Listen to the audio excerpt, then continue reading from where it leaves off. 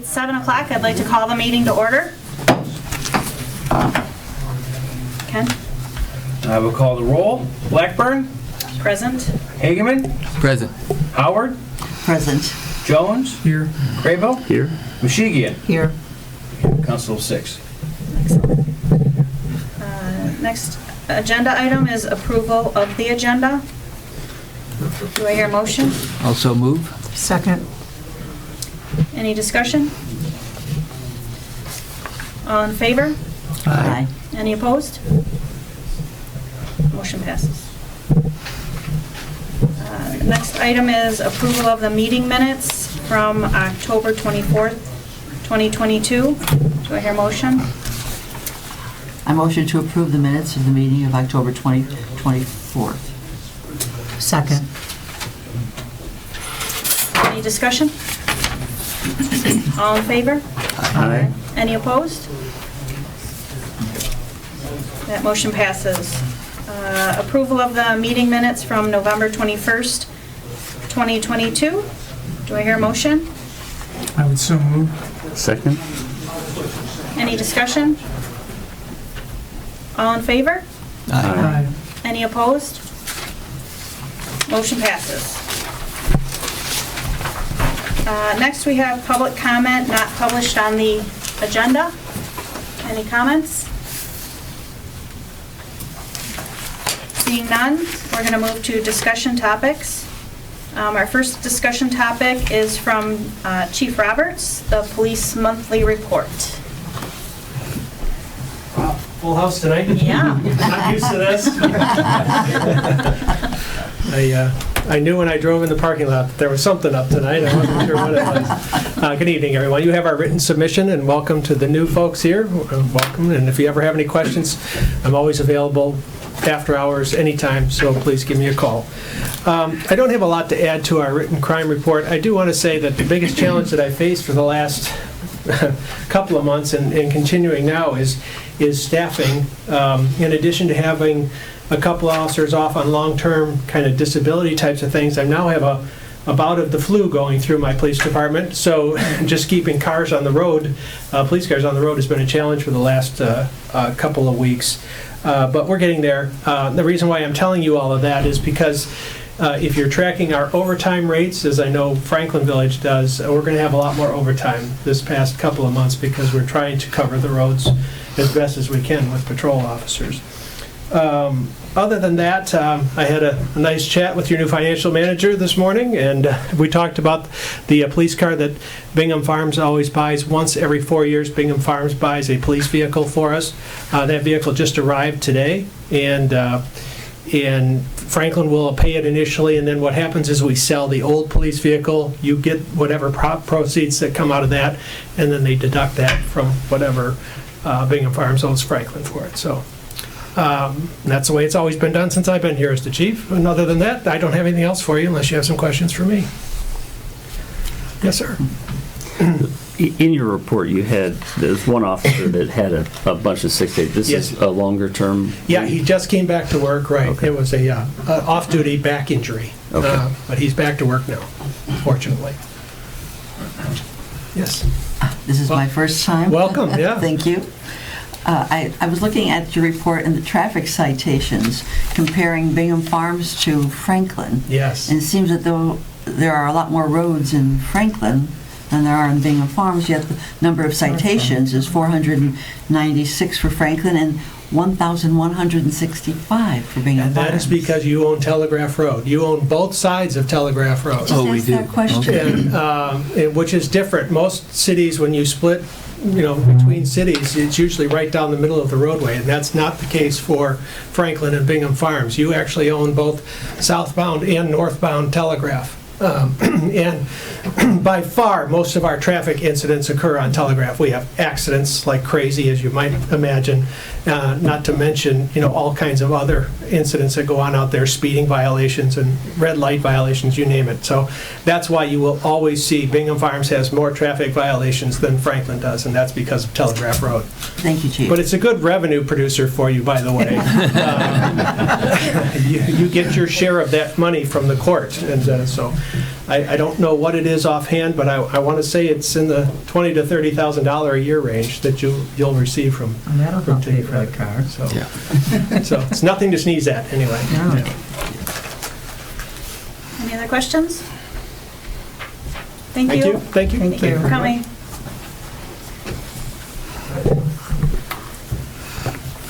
Thank you for coming, Chief.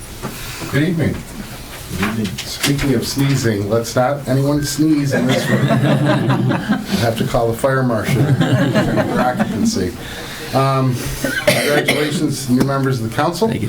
On behalf of the fire department, you have our written report. The only thing I wanted to include is that our run volume remains high. There's a fair number of EMS-related calls. We're not getting too many calls related to COVID-type symptoms, but rather we are returning to pre-pandemic types of incidents, the chest pains, difficulty breathing, shortness of breath. Related to the season, though, Bingham Farms has no burning ordinance with regard to natural debris, leaves, twigs, that sort of thing. So I would just recommend that for whoever is watching or listening in the audience or behind the desk, just be cognizant of your neighbors. Should you be disposing of your yard waste out of just the natural vegetation by means of burning. With the weather changing, we tend to get, especially in the afternoon or evening hours, fronts that keep smoke down low to the ground. So instead of going away, it'll go to your neighbor's house. Any call for request for investigation, we obviously are going to respond and check things out. So try and keep the peace between everyone, but make sure that everyone has their rights upheld. So pending your questions, that'll conclude my report. Thank you. Any questions for the chief? No? Thank you. Thank you you. so much for coming. Thank you. Our next discussion topic is the audit presentation. Raina? Moving us right along, and good evening. And also welcome to our new council members. My name is Raina Emmons. I'm a partner with PSLZ. It's my pleasure this evening to present to you the audited financial statements for the Village of Bingham Farms for your fiscal year ended June 30th, 2022. And I'd also like to say, Ms. Whalen, before she left, she, got everything together. We were able to do audit field work. Everything went very smoothly. And tonight, so everything's done. I will file with the state. It's not due until December 31st, but I wanted to present to council before we file everything. I'll just hit some highlights, and then I'm happy to answer any questions. The village did receive the highest level of audit opinion possible, which is an unmodified opinion. In layman's terms, you have a clean audit opinion. No exceptions, disclaimers, nothing bad to report this evening. Property tax revenues increased 2.07%. That was an additional about $34,000 in revenue. The village did not raise your millage rates, so that's all taxable value increase, which we're very happy about. The state shared revenue also increased. The state of Michigan collects income tax and sales tax at the state level and then distributes it down to the local units. It's been very flat to the local units. It's probably the last 10 years. We're happy to get about 2% increase from year to year. This year, it's 16% increase, and I believe some of that was supplemented with some of the federal dollars that passes down to the state, and they shared a little more this year. And that resulted in about $16,000 additional to the village. Revenue overall was up this year over the prior year, but this year your revenues include about $25,000. Every year the Franklin Bingham police contract, we do a reconciliation at the end of the year, and they refunded you $25,000 and that hit in this fiscal year. So the new year, they haven't done the reconciliation yet, so you'll be seeing that probably in January. Major and local gas and weight taxes up about $7,700 total this year, and police contract expense was up about $46,000. And overall, you added to the general fund balance $208,430, which is not typical, and that so typically the village contributes to the major and local street funds. The last few years, the village has made a decision, and you'll talk about this at budget time, but basically you're keeping it in the general fund and reserving it for future street projects. So you're just holding in the general fund instead of handing it out to the major local street funds until at which time you have street projects and you could utilize it then.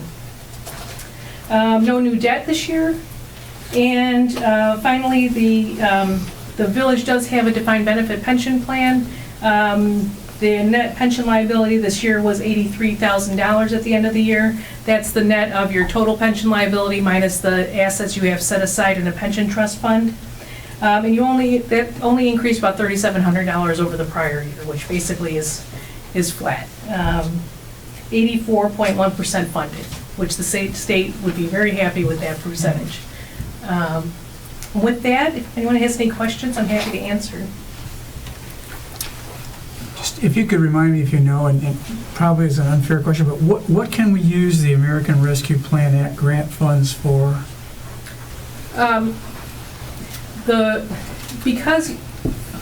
So they changed the rules with the final regulations. The federal government finally came out with in early January of 2022. And that broadened what we could use those funds for. You are under the threshold and you fall into a more general category.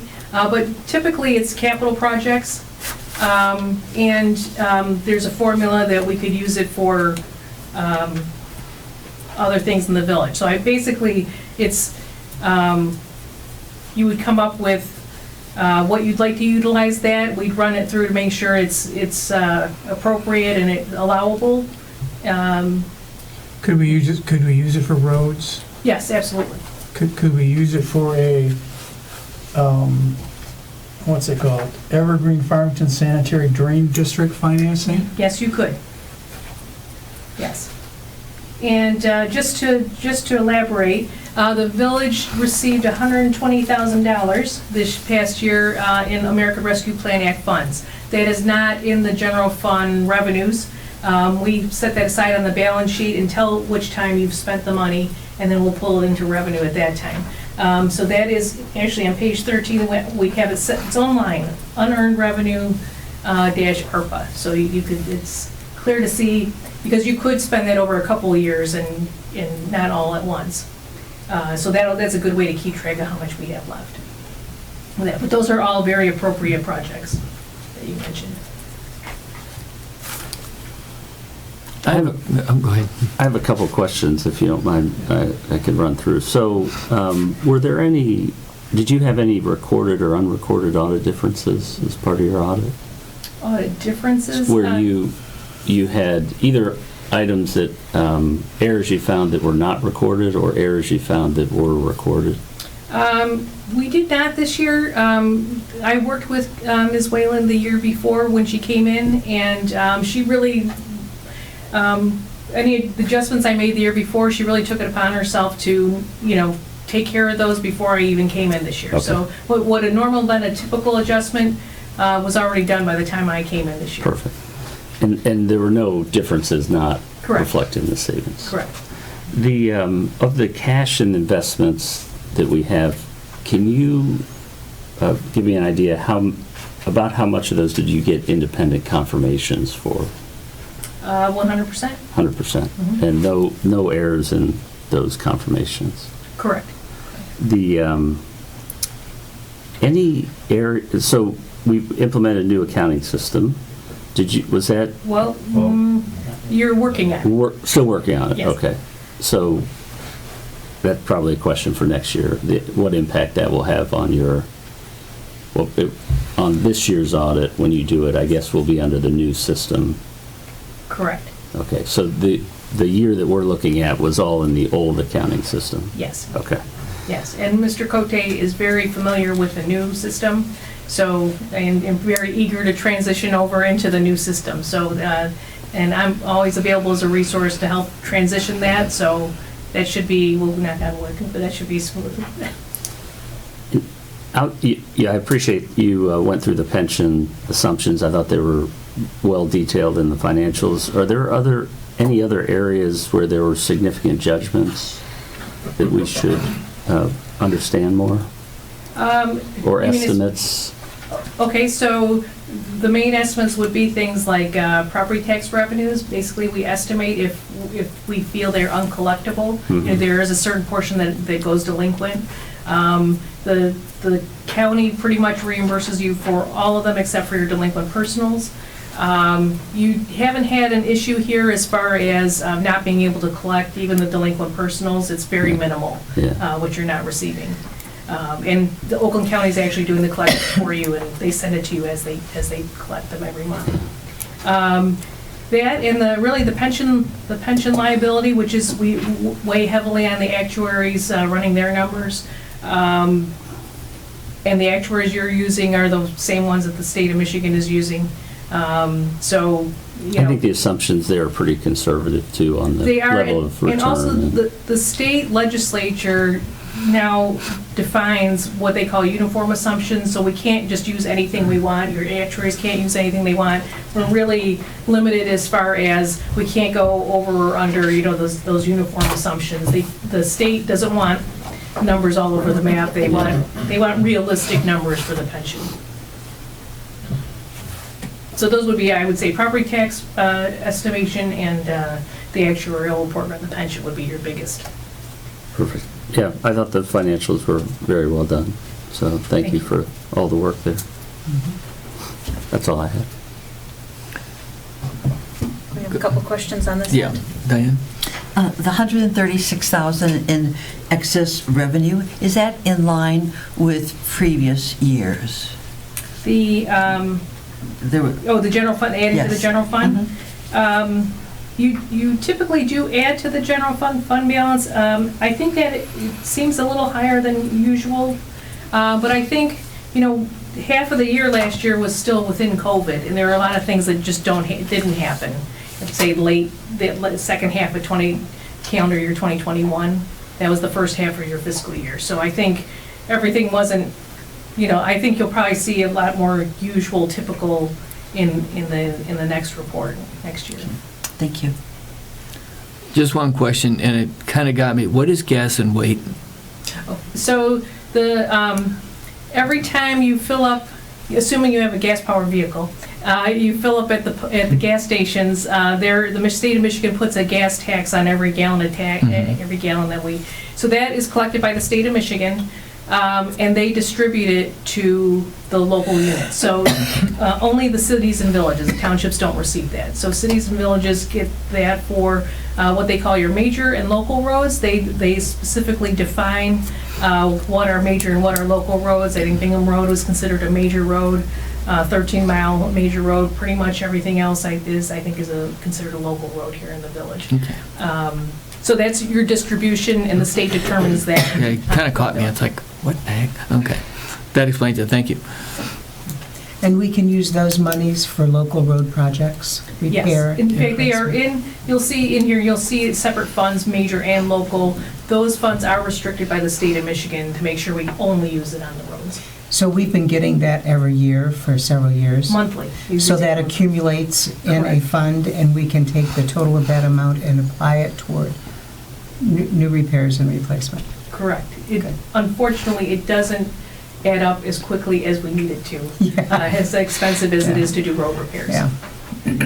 So oftentimes you supplement, in fact, any major road project you've done here in the village, you've had to supplement from the general fund, and that's why I was saying, this year we didn't transfer any money, to those funds. We kept it in the general fund, the overage. So although a couple $100,000 might seem like a lot, if we were to do a road project, that would be eaten No, up shortly. nothing, yeah. Yeah.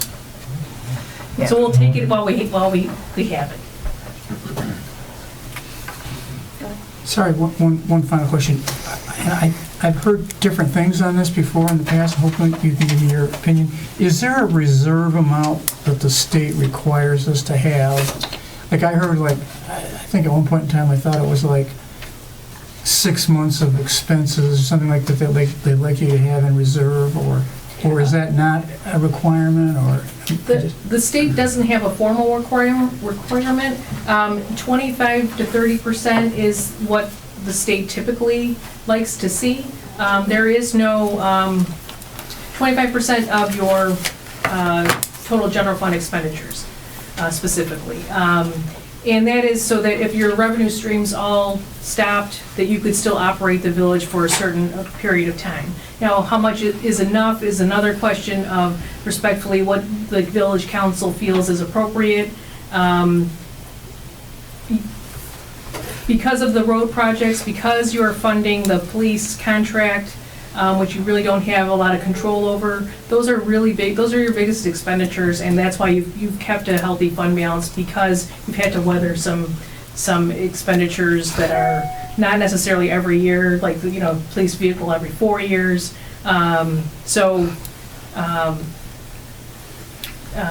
That's, I'm sorry, did that answer your question? You did. Thank you very much. Any other questions? Thank you so much Oh, for my such pleasure. a thorough explanation and taking time to explain to everybody, plus all your support that you've given us over the last couple of years and recently with our transitions. We just really Oh, thank you. No, it's my Appreciate your pleasure. Please, patience with us. I'm happy to come if you, council has questions on anything financial you'd like me to stop in. It's, please use me as a resource. I'm happy to do that. Thank you. Nice to see everyone this evening.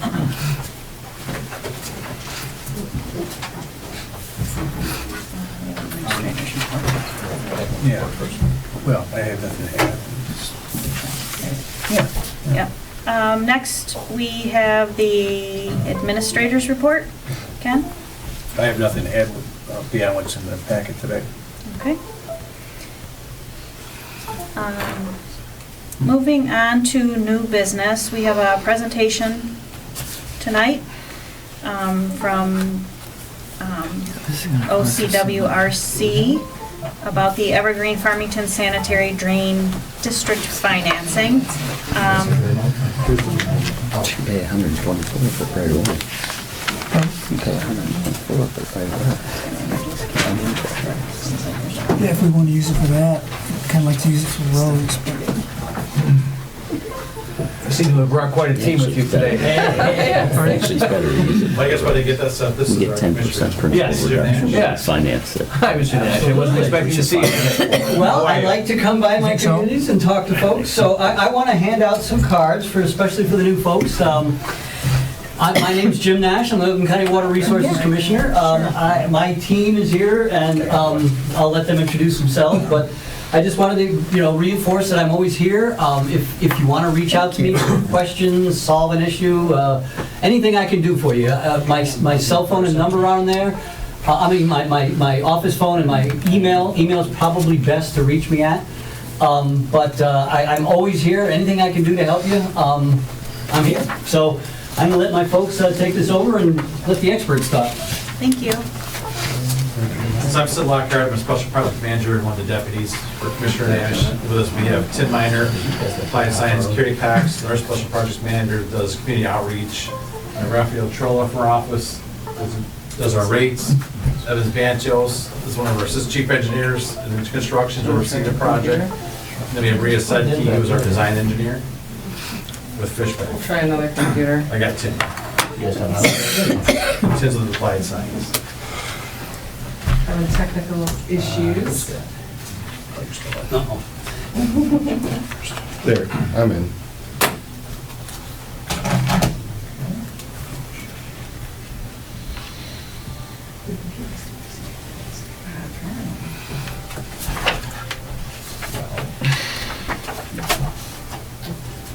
Is that a right HDMI setting on this television? I thought you were on two. No. Oh, there's a one. That's going wrong. And they're doing this, not me. 10%? I can blow that puppy up. Yeah. So I think Or on the TV? I don't know why you wasn't finance the whole thing. The rate's low. It's like It's very secure out there. plus 60%. Right. Get the 10% principal reduction. Our water rates are way lower than everyone else already. Right. That's going to be pretty significant. We even talked about bringing printed copies and called to that, so I apologize. Bring a few, Oh, did you bring a few? but not enough. we could share printed copies. You also have Have it on a thumb promise. drive if Yeah. you got a spare laptop. duplicate? I did. Let's try it again.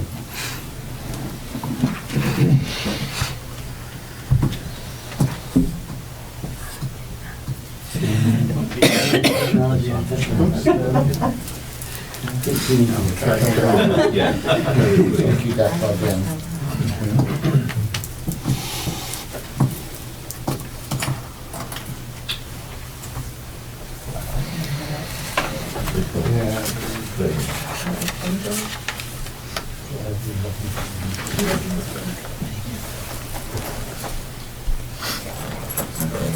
You have 4 copies if you want to share. Yeah, go ahead and pass it to the electeds. You too. Here, you can share this. Okay, oh, we got, yeah, we got, I can go both So we'll ways. keep playing in the background, but it's a pretty small room, so I'll go ahead and get started. Again, I'm Carrie Cox. I'm with Oakland County WRC. I'm over our customer outreach and regional systems, so that's Evergreen Farmington in our discussions with you guys. I'm here to sort of talk about the history of the Evergreen Farmington system. So on the first page of my presentation, after this cover slide, you'll see a map of the Evergreen Farmington drain. This is the Evergreen Farmington Sanitary Drain Drainage Districts. The black lines on the map are sort of the network of sewers, and you see that generally sewage kind of flows from north to south and then from west to east. And the outlet to GLWA is sort of that, is that bottom southeast corner of the system. And so you also see listed on the right-hand side are all the 15 communities that are customer communities for that Evergreen Farmington system. So the Evergreen Farmington system has had sanitary sewer overflows dating back to the 80s and 90s. And the corrective action plan is the last piece of this puzzle to prevent the sanitary sewer overflows up to the design capacity of the system. So we're going to talk through some historic milestones to kind of give you an idea of how we got to where we are today. I know some of you guys are new. I think we were here maybe 2 or 3 years ago before COVID, maybe longer than that, to kind of introduce this corrective action plan. But we're here again today, so I'll give you a little bit of history and I'll turn over to the guys in the projects to talk about that. So original construction for the Evergreen Farmington started in the late 50s and ended in the early 60s. As early as the 1970s, we started to recognize that non-sanitary flow, mostly from private connections or from municipal sewer systems, was taking up the capacity that was allocated to the sanitary flow. And we call this inflow and infiltration. And during the 80s, this was a growing problem as this area started to boom. And what we ended up in the late 1980s is that there were sanitary sewer overflows were occurring at multiple locations throughout the Evergreen Farmington system, as well as in some of the customer community systems. So in 1988, MDEQ, which is now EGLE, the Michigan Department of Environment, Great Lakes and Energy, issued an abatement order for Oakland County and several of the Evergreen Farmington customer communities, and this was aimed at eliminating those sanitary sewer overflows. So this led to intermunicipal agreements between Oakland County and the 15 customer communities of the Evergreen Farmington system. So as a result of these abatement orders, there were several projects constructed both by Oakland County as well as by the customer communities to improve the system. So while these projects reduced the frequency of these sanitary sewer overflows, they were not completely eliminated. So in 2004, the state of Michigan entered into an administrative consent order with Evergreen Farmington and again several of the customer communities. So starting in 2004, Evergreen Farmington and its customer communities did a short-term corrective action plan. So what that was it was addressed at each individual system, was looking at where they could eliminate that inflow and infiltration and free up that capacity so we didn't have the overflows. So this was followed shortly by what we called our long-term corrective action plan. Phase 1, those projects were constructed and completed in 2018, and those addressed sort of sanitary sewer overflows in the upper reaches of the Evergreen Farmington system. In 2019, the fourth amended administrative consent order was issued by the state of Michigan to Evergreen Farmington Sanitary Drain, as well as several of our customer communities. And there's really two components to this amendment.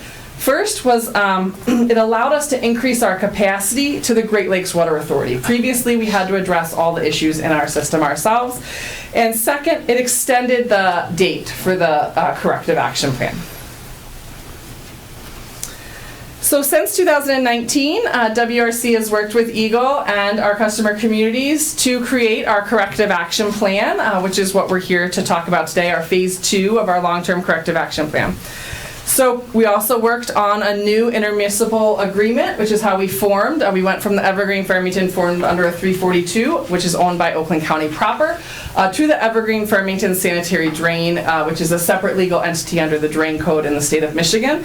And that's allowing us to have an intermunicipal agreement that updated and replaced that 1989 agreement, and that was signed just last year. That's that 471 agreement that Bingham Farms did sign. For the balance of 21 and 22, we spent finalizing the design of our corrective action plan improvements and working on our contract with GLWA to send that additional capacity. In 2023, Evergreen Farmington will receive loan from the state revolving loan funds for construction of the improvement, and it's scheduled for completion in 27 or 28. And if all goes well, Evergreen Farmington is anticipated that we will be able to get out of our administrative consent order in 2029. So, next picture is just a picture of the sanitary sewer overflows that we are addressing as part of our phase 1 and phase 2 long-term corrective action plan. So it provides a list on the right of the short-term corrective action plan projects that totaled $63 million. Those were completed, like I said, in April of 2018. So this addressed 6 sanitary sewer overflows, sort of in those upper reaches. You can see those with the green X's. And so those have been addressed, but it's leaving the 2 remaining overflows, which you see as red dots on the screen. So even though the overflow you see sort of in the center of the Evergreen Farmington sanitary drain, that's actually located at our Walnut Lake Pump Station number 1, or our Walter T. Gay Pump Station. So this doesn't seem like a downstream outlet issue. It seems like it's in the middle of the Evergreen Farmington system. But it really is an outlet capacity issue with GLWA because we actually turn that pump station off when levels in the Evergreen Interceptor down in the southeast are high to prevent basement backups and sanitary sewer overflows in that location. So all the 2 remaining are both related to outlet capacity issues. So how have we gotten there? We've done this since 2012. Our office has been very active with all 15 customer communities. We meet quarterly with our customer communities at our quarterly technical meetings. In addition, several of our customers wanted additional detail both on our wet weather response team and on the project. So we have what we call a monthly steering committee meeting. That was actually earlier today. It's the 4th Monday of every month. So any customers, if you ever have questions on any projects we're doing in our office, but specifically on wet weather operations and the corrective action plan, we have those monthly meetings, and we send out agendas so people know what's coming up and what will be on that if we have big rain events or responses to Eagle. In addition, a survey in 2019, we sent out a survey to our customer communities. We also met with each customer community individually to talk about several options. We had footing drains, we'll talk about storage, and then our conveyance option, which was our selected corrective action plan option. So very involved with our customer communities, and those meetings were primarily a result of eliminating the footing drain disconnection as a viable option for the corrective action plan. Our outreach is also directly responsible for working with Eagle, GLWA, and DWSD to allow this connection and this increased capacity to the Great Lakes Water Authority. Really changing the focus of Eagle and how they managed our administrative consent order and turning it into a water quality based focus rather than the categorical standards that they were looking at previously. And so this all culminated with a memorandum of understanding that we signed with the Great Lakes Water Authority in December of 2020. So sorry, let me just make sure I covered everything. And so that really gave Eagle's approval for increasing our amount of sanitary flow that we can send to the Great Lakes Water Authority during large rain events. And in the process, we improve water quality in the Rouge River because we're eliminating combined sewer overflows in the city of Detroit during smaller storms. And we have a corrective action plan solution, which has significant savings, which we'll show you later, compared to other options of doing it on our own. So that's sort of catching you guys up to where we are today, and I'm going to hand it over to Tim to talk about our project details. All right, good evening, everybody. Some of this is going to be a little recap of what Carrie just said, but I'm on to the slide that starts project details, and then following to the next one says need for project at the top. So sanitary sewer overflows, or SSOs, are illegal. They're not allowed by the state. There is certain enforcement discretion they allow to recognize that, hey, there's always a larger storm, but in the law they are illegal. And we do have those locations that Carrie showed on the map, the 2 red dots. One is a overflow at 14 Mile and Inkster into the Franklin branch of the Rouge, actually flows through Bingham Farms. You may be familiar with that waterway. And the other is down on 8 Mile Road in an overflow to the main branch of the Rouge. So there's also some overflows in Evergreen Farmington communities, and some communities do have their own administrative consent orders. Together with Evergreen Farmington, this project is solving both the community and system level SSOs. I just mentioned administrative consent orders. That is the instrument that the state uses to direct us to correct those illegal SSOs. So Evergreen Farmington does have one that they're working under, and the CAP projects, or Corrective Action Plan projects, will bring Evergreen Farmington into compliance with the terms of that ACO. The 471 agreement that Carrie talked about did provide for the CAP projects to go forward and provide the funding mechanism and the agreement for those projects to happen. Onto the next page, it's a small map, a subset of the map that Carrie showed earlier that is really focused on areas south of 14 Mile, kind of west of about Merriman Road or Orchard Lake Road, and all the way down to 8 Mile Road. And it shows the projects that are either coming up soon or in the future to form the whole Corrective Action Plan, or CAP. So you can see the Walnut 1 CAP kind of in the upper left-hand corner. That's that pump station that Carrie had talked about, and that will be a future project. It's part of this phase, but it is tracked in coming years, which I'll show you a schedule on an upcoming slide. If we go down to kind of the center bottom of the slide, you'll see the 8 Mile conveyance cap. That's the major project that we're here to talk to you about today. This is an upgrade to a pump station and additional transport capacity, which is a new pipe that will allow us, instead of making overflow, to convey that down to the Great Lakes Water Authority and the additional capacity that Carrie had mentioned. If you go over to the far right side, you'll see the Lathrop Village cap.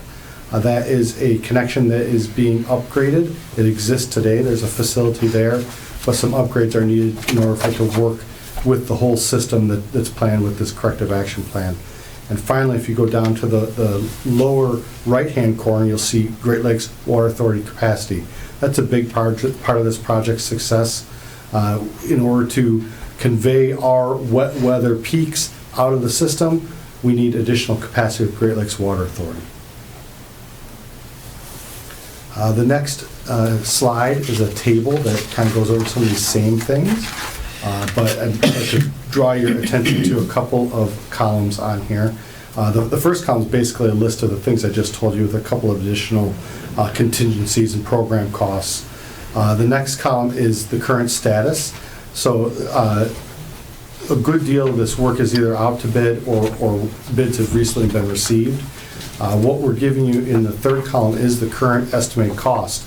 That cost is of varying degrees of certainty depending on how far in the future that project is happening. So you can see the last column gives that information, where the final cost for some of these projects will be known as early as next month. Others, particularly the Walnut Lake pump station work, that cost won't be known until 2025, because that project, like I had said earlier, is tracked on a little bit later timeline.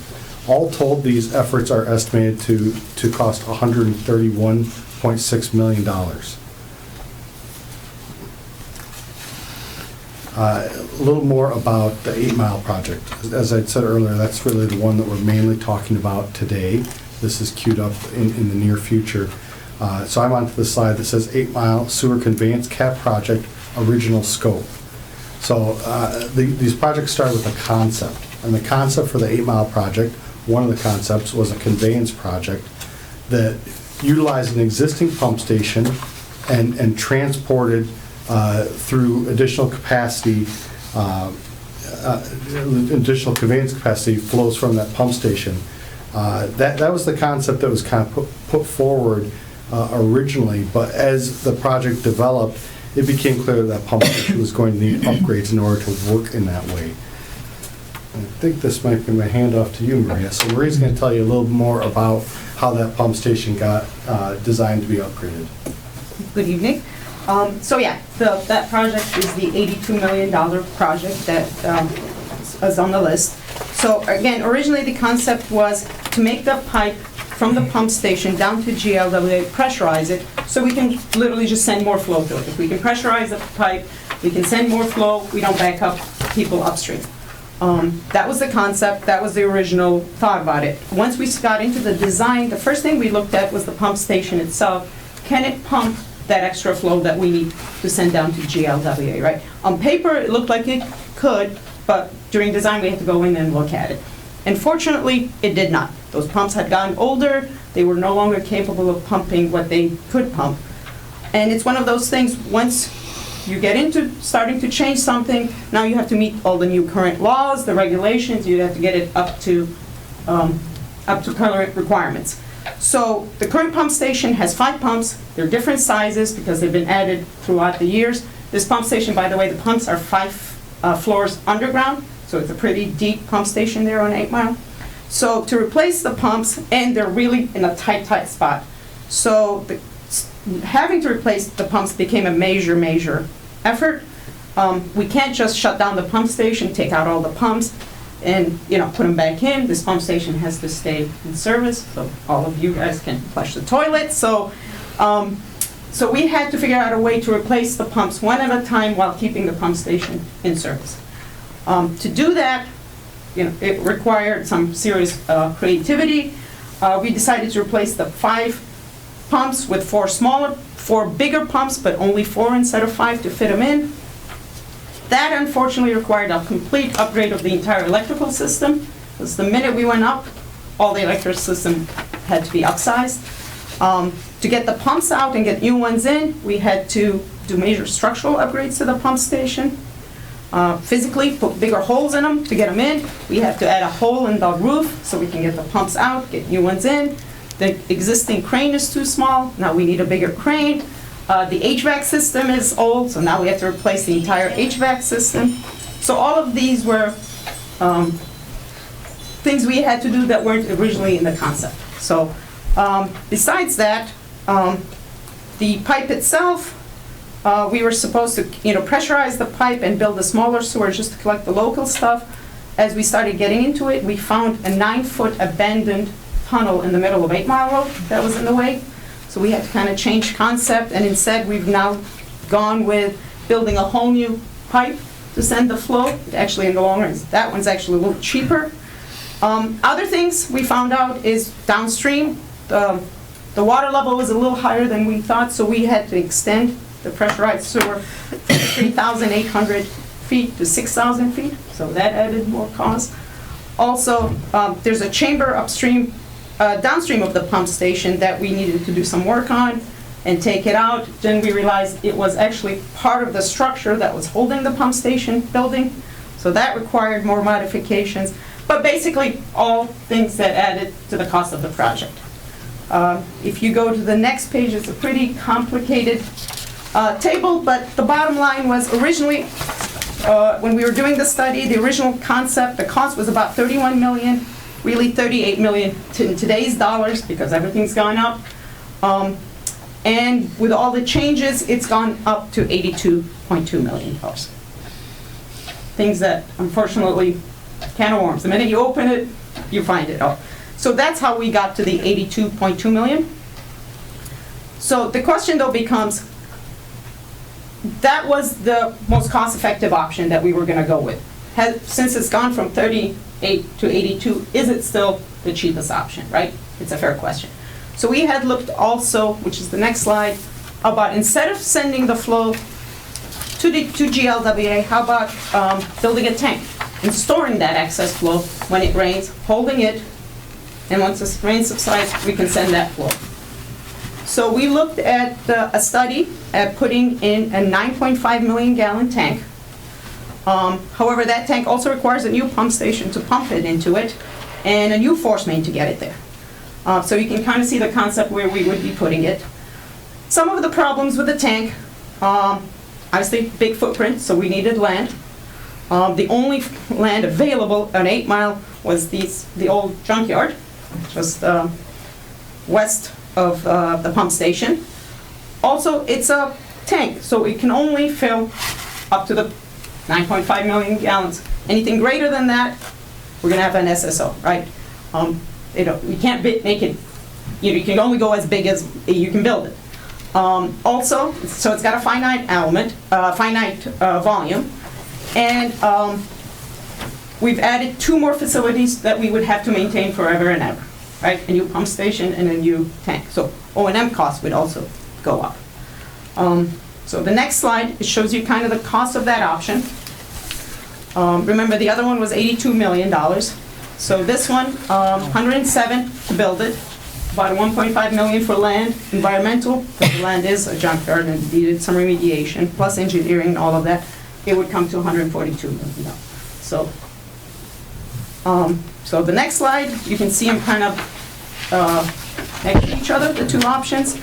And even with the GLWA capacity increase requirements of 33 million that we're adding to it, it's still the cheaper option of the 2.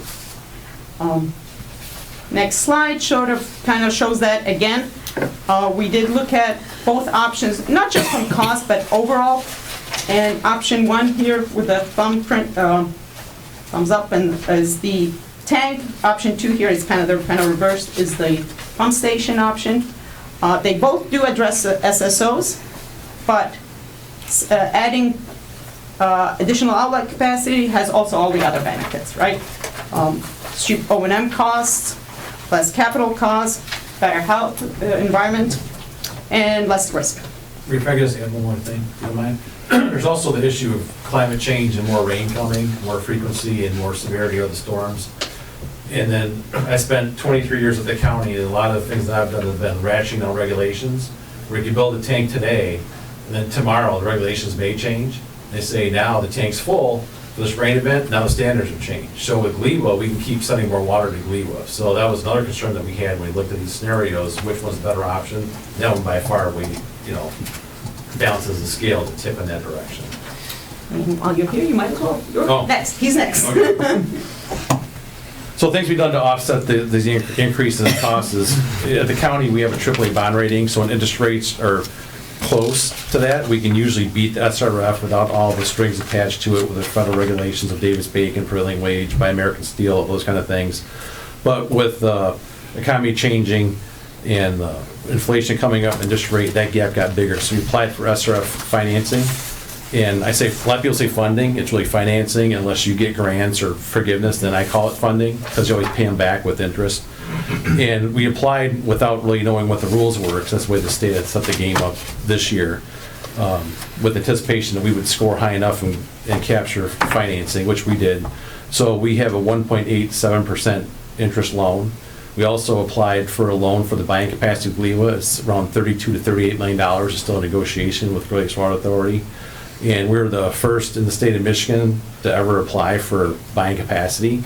So they made us jump through a bunch of hurdles, and they actually had to go to the state of Minnesota. They called it the EPA in Chicago, and they talked to people in Minnesota to see how it was done in Minnesota. So far, I think we're eligible. So we're trying to get the whole enchilada of $130 million at 1.75%, which was not contemplated to begin with. And through Commissioner Nash and contacts we have through the county, we applied for a $5 million grant to Senator Stavenow's office. The last I knew, we were still in the running, as I think other grants and requests have fallen off. We're still in the mix for that, and I think we're here in December if we get $5 million to help offset that. And with the state of Michigan financing, we also got 10% principal forgiveness, which annoys me, because instead of just giving you a grant, they call it principal forgiveness. So we do have communities that want to prepay their apportionment because of Kickham Hanley, I think is the right firm's been chasing the community's money in class action lawsuits. Some communities may want to prepay because of that. Well, if the loan balance goes down, so is the grant amount, which principal forgiveness goes down. So they'll just give us a grant for the amount, but it's tied to how much the loan closes for, which will be done when the project is bid. So there's another slide that shows your share of this. Forgive me, it's 0.69%. Raphael can help me here if needed, because he's our finance guru. So you can see, as far as everybody else, you're a small portion of what everybody else is paying for this project, even though you do have some cost. Just a question on this page, Robert. So how is the apportion percentage determined? Because cities like Birmingham has a very small portion compared to... Yeah, this has been a thing in the making for years. Now I'll let Tim Miner, who's been with us for this ride, address that. So the county's neutral on this, right? So they assembled a group of communities, any community is welcome to come, that worked for about 9 months to iron out. In what year? In what year was it? Oh, I think it was in 2011. 2011. Yeah. So they got together and they wanted to set up a method that would be used for phase 1 projects that Carrie described and any phase 2 projects. And that method they landed on was, and it has a long name, but I'm going to say the name and I'll explain what it is. It's by tributary area design event peak. So what that means is the service area that contributes flow, there is a model that projects out to a design event that the state requires. So we take the peak flow rate that each service area contributes to that and allocate the cost based on the ratio of those peaks. So if a community has a high wet weather flow rate, they get a larger percentage. Now you mentioned Birmingham having a low percentage. The reason Birmingham has a low percentage is back in the 1990s, Birmingham participated in CSO facilities. Their system is largely combined, so they already built storage. So they were able to shave their peak off using that storage that they built in the 1990s. They have a small part of their city that is directly connected, does not go through that storage. So really their portion of the project is only a very small part of the city that connects without going through that storage. Yeah, Lincoln Hills. Did that answer your question? Yes. Okay. Thank you.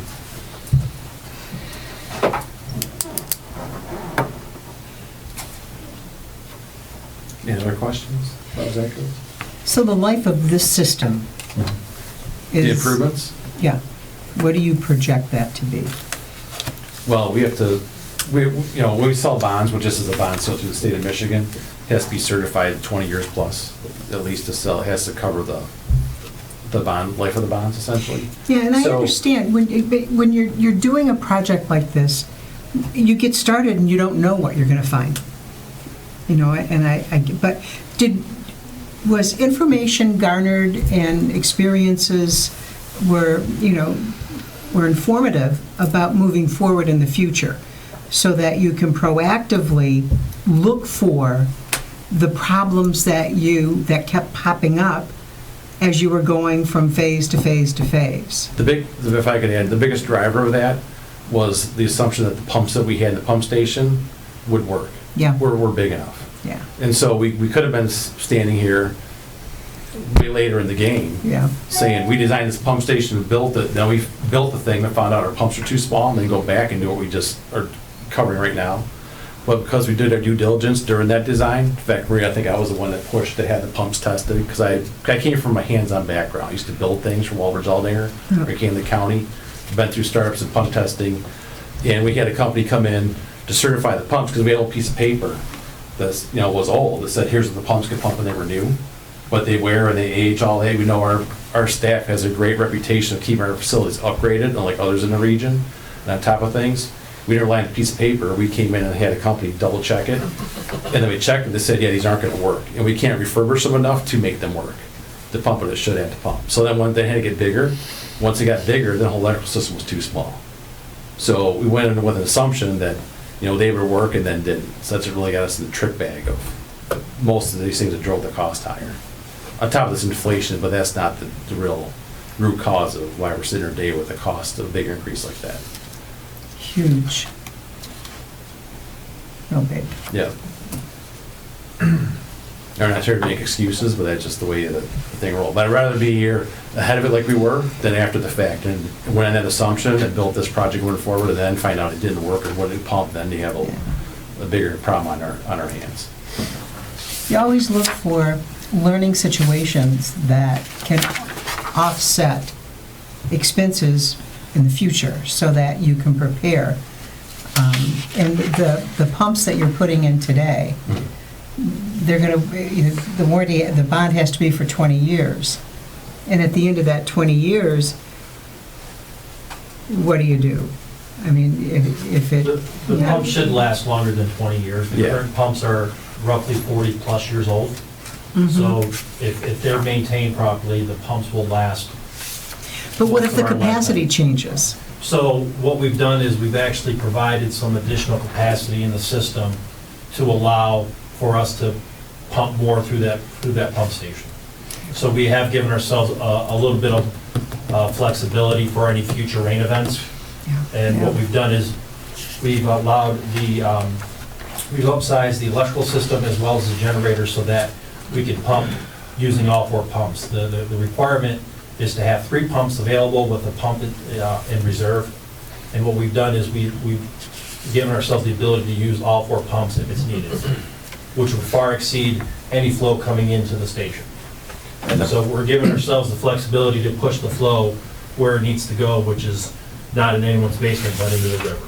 Well, the problem that we run up against with that thought, which is a great thought, we'd love to do it, is Eagle regulates it. Eagle won't let us overbuild things. Well, yeah. And also with this, with the project, they, on top of us just doing the alternative analysis, which is more effective, we applied for the Eagle financing. They make us go through a process too to make sure this is the most cost-effective alternative. And if not, we will get the financing through them. So it's like a double check that they did to make sure this is the best route. And Sid, can I also just Sure. mention, because you talked about it, and how do we make sure we're moving forward? And we do have lots of design activities, both in phase 1 and, like Evans mentioned, in phase 2. But also the 471 agreement that you signed, which is why I want to mention this, states that if you or any other customer community exceeds their capacity, you are responsible to the drain board and to yourselves. In order to be a part of this, you have to reduce your flow. So like I said, it's leaky private systems, it's leaky municipal systems. If you exceed the contract you signed in the 471, you have to come to the drain board and present your case and provide a plan to reduce your flow. And that means going into your own system, repairing manholes, pipes, private sewer leads, and making sure in the future you don't. So it's written into our contract that we're sort of double protected.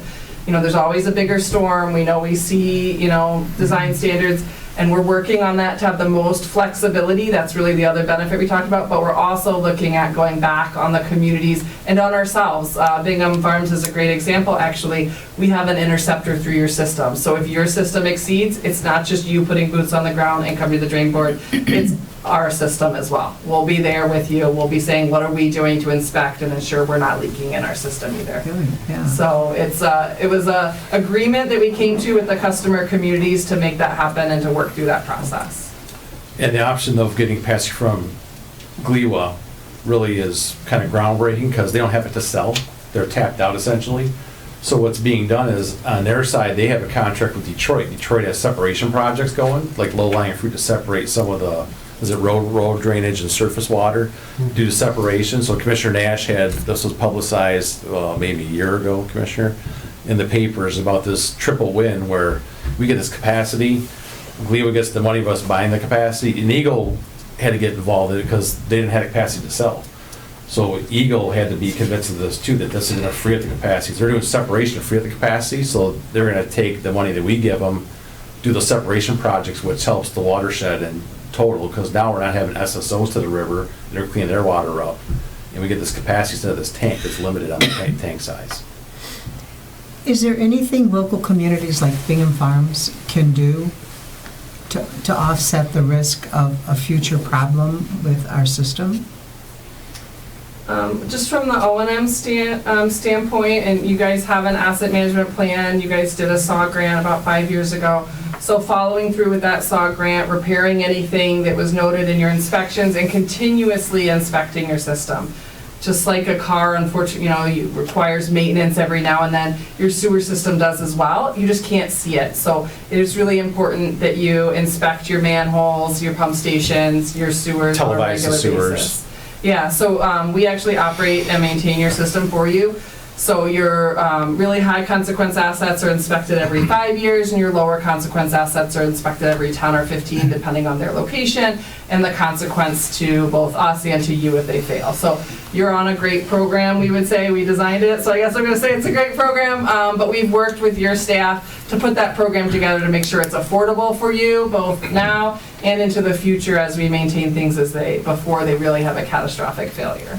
And that's a big, important part of that. And some of the big drivers are things that really are inside people's houses. So for instance, as the spread came from Detroit out to the suburbs, the building practices changed and came out here. So in Detroit, it's all combined. So they had their basements, slaughterhouses have basements with weeping tiles and footing drains. So those go to the sewer from Detroit. That practice was carried out here. We're not combined out here. We're separated sanitary. But so when it rains, instead of having a sump pump, so post 1969, new houses have sump pumps. This is our refarming system. Most houses are older. In our Clint Oakland system, a lot of those houses have sump pumps. So it's a night and day system of flashiness when it rains. So a lot of that water comes in one house at a time. And that's why you see this peak shaving factor we had to deal with, because a lot of it is footing drains. And we've gone through our system and we've done a lot of grouting. I've been working on this urban Farmington for a lot of my career. Gotten grants from the RPO, which is a Wayne County program to clean up the Rouge. We've had some in Southfield actually did a separation of footing drains. We looked at this alternative. It was way too much money to do that. It's like $12,000 to $15,000 a house, probably more now to do that. Plus your people's basements. It's all growing, jackhammered out, making a big mess. But unfortunately, a lot of the water comes from that. It's from people's basements, but their footing drains are connected, not having sump pumps. Not so much the system. So just a question. If the cost last year was like $70-some million, and this year it's like $132 million, is that it? Or are we going to be back here next year and it's going to be $180 million? No, that's pretty much it, because we're in the middle of bidding out the projects, and the bids have mainly come in, so we're locking down these costs. So. And have the bonds been sold at 1.8%? They haven't yet. Who's going to buy them at 1.8%? The state of Michigan sells them at 1 point. They're subsidized with EPA grants and stuff like that. That's what the SRF and DRF revolving loan fund does up there. So we had to go through the whole process of being scored and selected and getting points, because there was. Carrie, would you tell me people applied? How much was the money that was applied for? There was like over $1 billion applied for, so. And how much did they have? They had less than $400 million to share, so. We're getting a big percentage. We're getting a really big percentage of what was out there. We scored really well. We were actually third out of 73 applicants, so I'll give a shout out to our engineers who helped us on that and do that process. And yeah, it's really important what they do. Some of it is ARPA money, our 10%. Some of it is of the money available was from the bill or IIJA money that was allocated. And they're using, like Sid said, that money to offset the current market, which is sitting somewhere in 3.5%. I think they said up to 4.5% right now on the interest. So they're offsetting that with the federal funds that they receive. And so really the only, as I understand it, the only decision we have to make is are we going to prepay any of it, or are we just going to have the entire amount be financed, right? And we have to make that decision now, basically, right? Is that right? Yeah, unfortunately it's a really small window between when we get the bids and know your dollar amount and when we have to bond with the state SRF. So we've asked that you let us know by Wednesday of this week, by the 30th of November. So like you have like 50 days. Sure. Yeah, so not too long because we're trying to go with our administrative consent order Q1.5, which is a January bond. So we need all that prepayment. So if you say yes before 11:30 within the first week or two of December, Raphael and our finance team will send you guys an invoice, and you will have to pay by December 31st. if you allocate for the prepayment.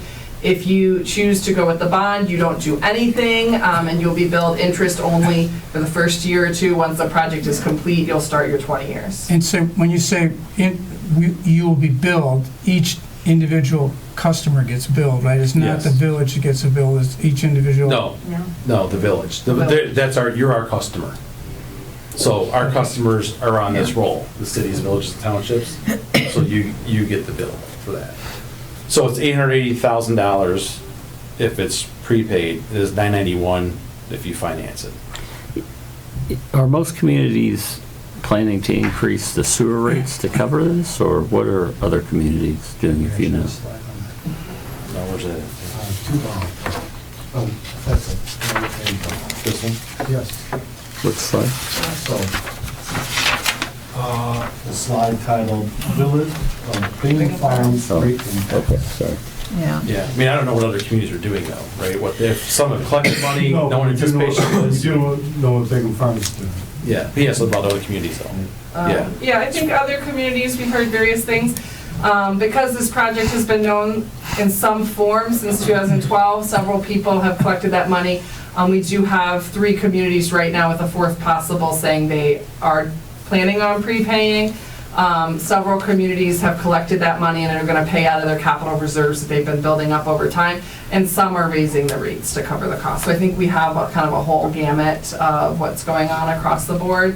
It's our understanding that Bingham Farms was originally planning with a smaller amount to collect it in your rates, and Raphael can speak to it if you have specific questions, but you guys started setting aside $46,900 each year, which is just under the actual new bond rate with the principal forgiveness and stuff like that. So at least in this fiscal year, you are collecting that 1 year of the proposed 20-year plan. How many years did we do that? You just started July 1 Just of this started. year, of 22. So my recollection is, correct me if I'm wrong, but we pay monies in each year for your services, and then that's based on an estimate, and then it either is more than or less than, and some years it's been less than, that we had like an account with you that had a certain amount of money in it. And I seem to remember that amount was like low 6 figures. Is this making it, am I hearing? Yeah, you have a fun. All right, so. Whatever, yeah. That's probably through the reserve account, through All right. our contract of managing your All system. right, so as of this afternoon, about 5 o'clock, when I ran the report, you had in your sewer fund that's held in trust at the county, on your, the sewer fund that you collect your bills from and pay for our expenses, you had $144,000 in cash. Okay, so And you need to keep about $100,000 for what the county likes to keep between like 90 and 120 days of your O&M budget on hand.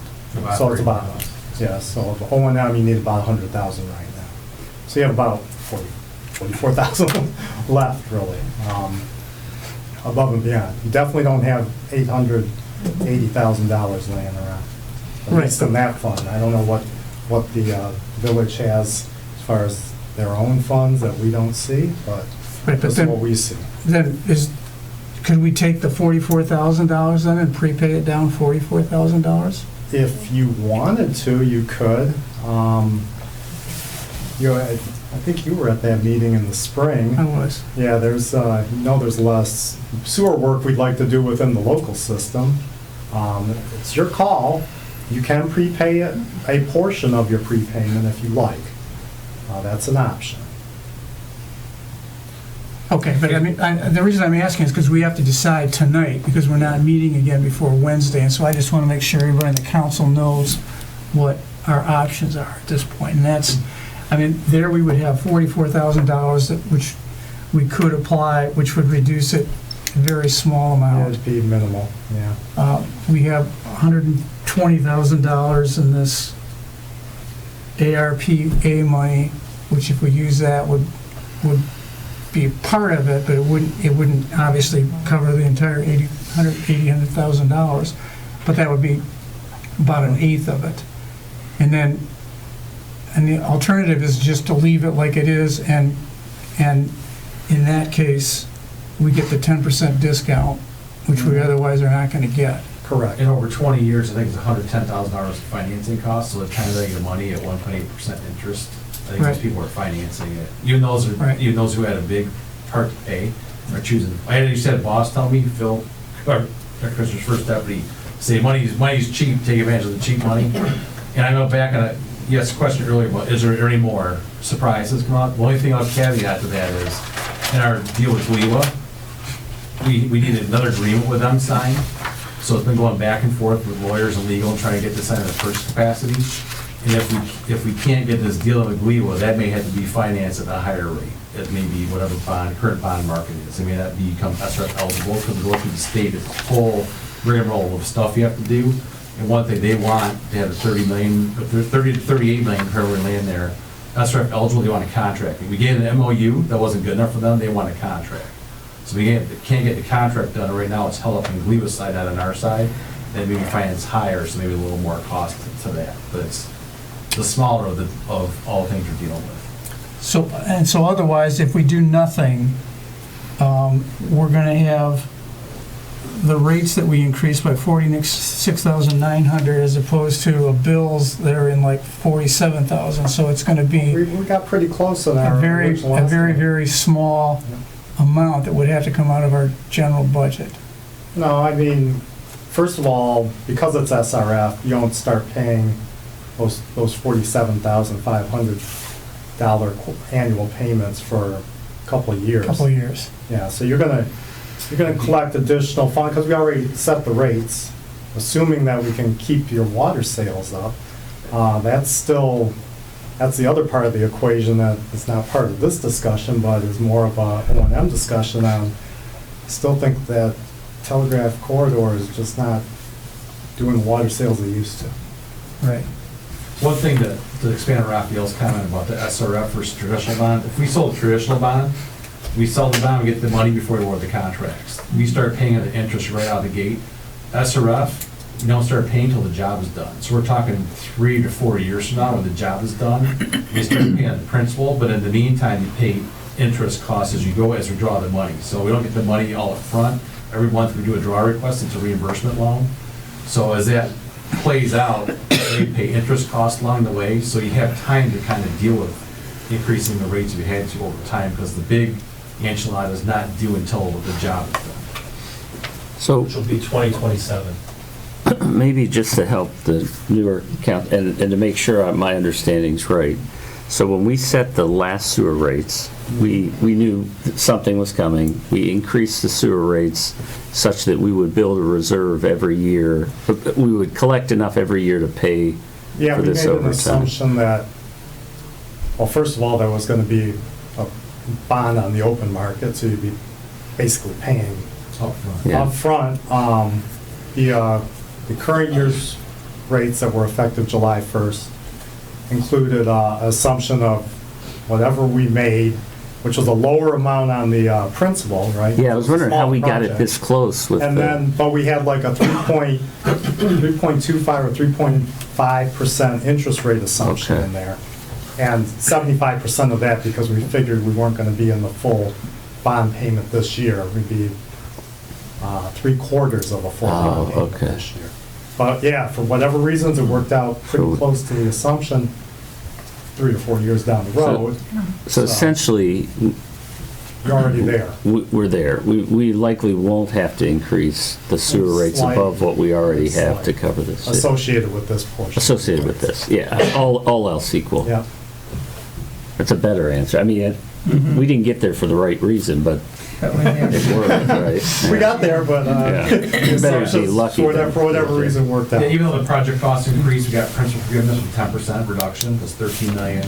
Yeah. And then with the difference in the interest rate got bigger, actually, a bigger gap there. And if we get the 5 million, that's on top. That'd be a Correct. benefit on top. Yeah, that's not baked in any numbers, we can't count that bird in hand, so it hasn't been put in any numbers, that's off the top, if we get that.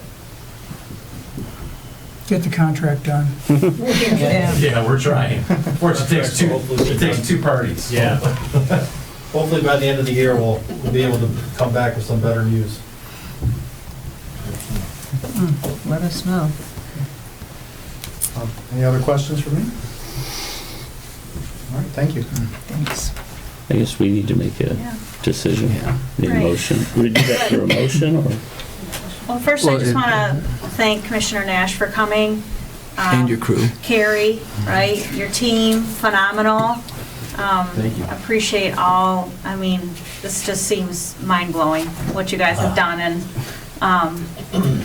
we appreciate you protecting the communities and working hard and looking ahead and coming here again to lay it all out for us, so. Thank you. Thank you all so much for your time. No, last night, Commissioner Nash has his phone number there. Reach out to him if you want to give him a ring. Yeah, absolutely. So, I just want to say again that any questions you have, we just ran a bunch of stuff by you. So tomorrow, think about it. If you have any questions, reach out to us. We'd be happy to answer anything that comes up. So we want to make sure this is done right, and we have a great crew to do it with. So. And those are both our cell numbers, so give us a ring. Yeah, absolutely. Thank you so much. Thanks. I guess we'll. If we go with installments, there's no action that's required at all. Right, I wouldn't think. I mean, just may I voice my opinion? Sure. I think with the 10% forgiveness that comes with the installments and the fact that we've priced that into the current sewer prices, that we, so we're not looking to raise the sewer rates again, absent other changes, I would propose that we pay it over time. I think we have, I think whatever financing we're going to have to do for the roads is going to be a lot more expensive, so we're better off using the cash we have to pay for the roads instead of, issuing a bond there for 4% or 5 or whatever we'll have to pay. It's pure speculation. If we have to. Right. If we have to. Current bond rates are right there. Yeah. Our financial advisor has told us that. Yeah, they're pushing 5. So they're not going to be. It's not going to be under 2%. No. Today's rate. So I would propose we use the cash we have for that. If we get this money at under 2% without increasing the rates from where they are, I think that's the best answer. I think our community would probably agree with you. Now, what I understand is we have approximately $44,000 in there right now, and we do that every year.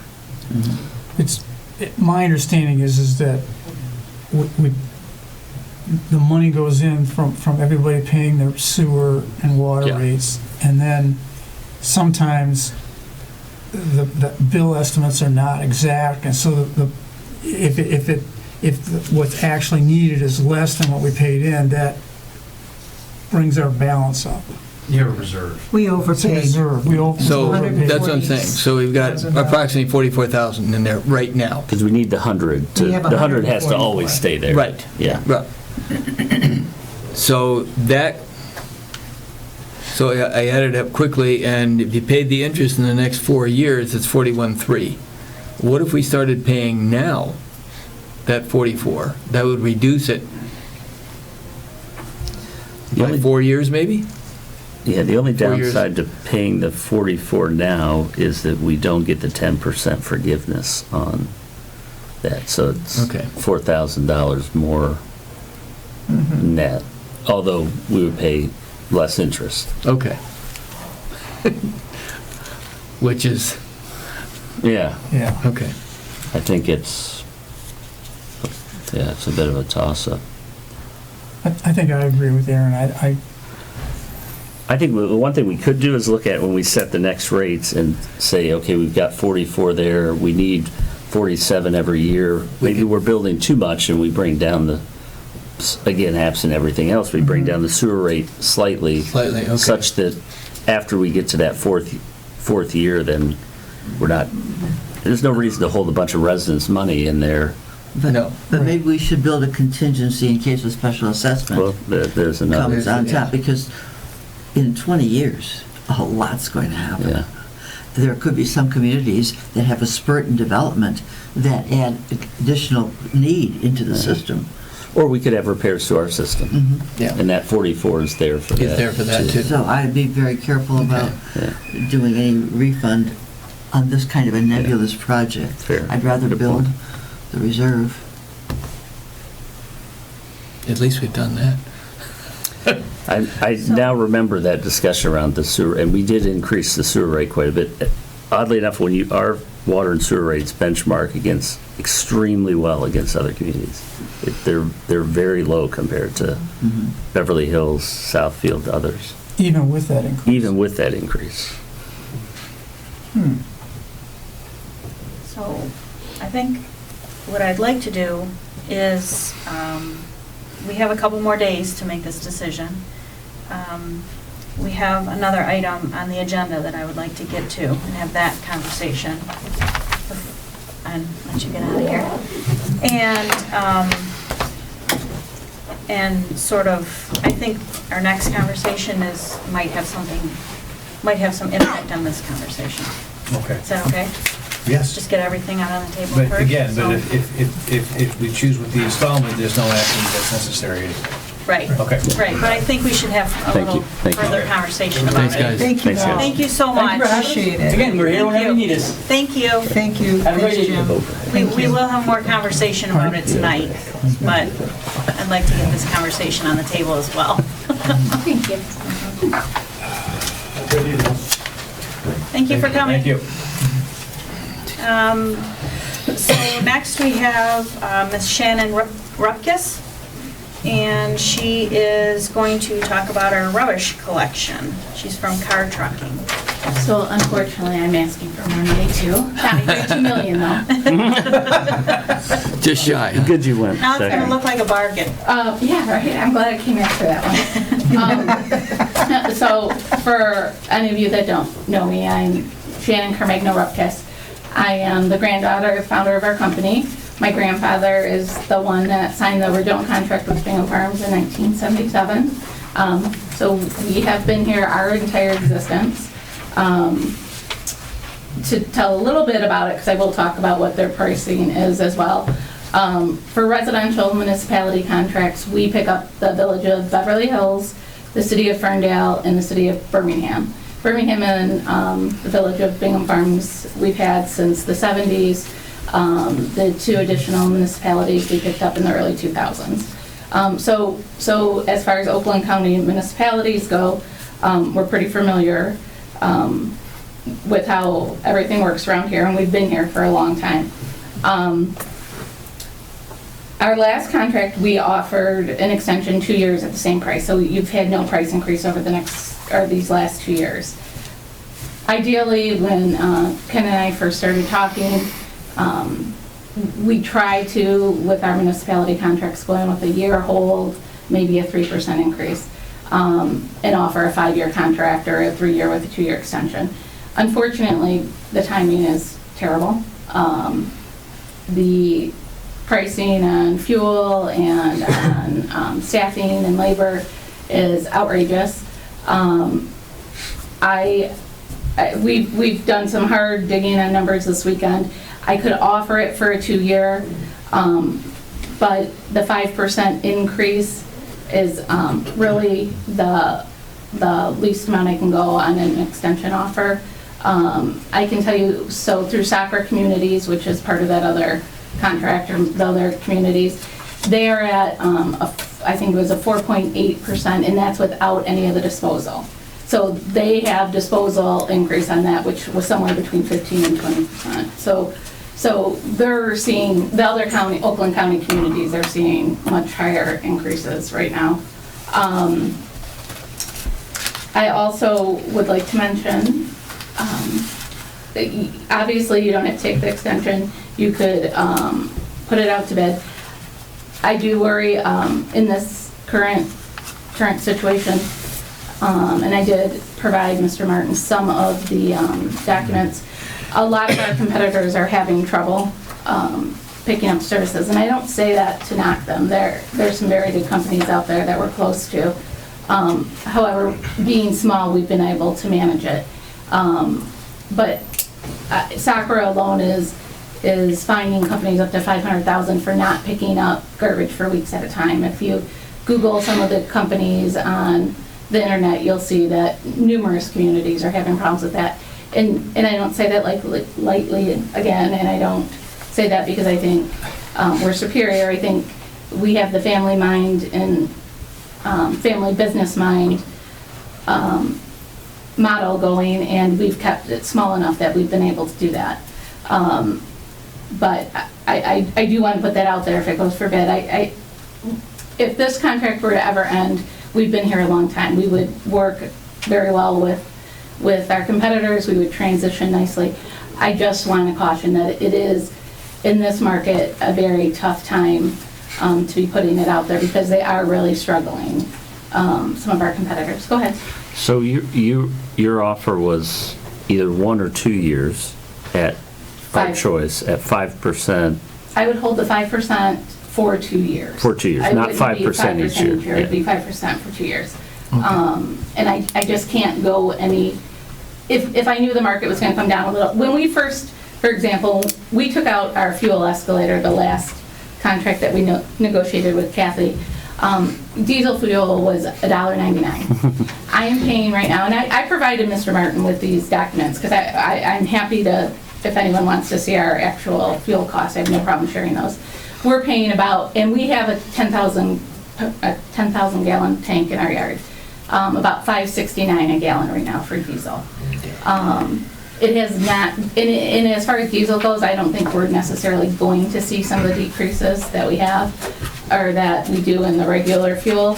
So, yeah, 5%, I could hold that for 2 years.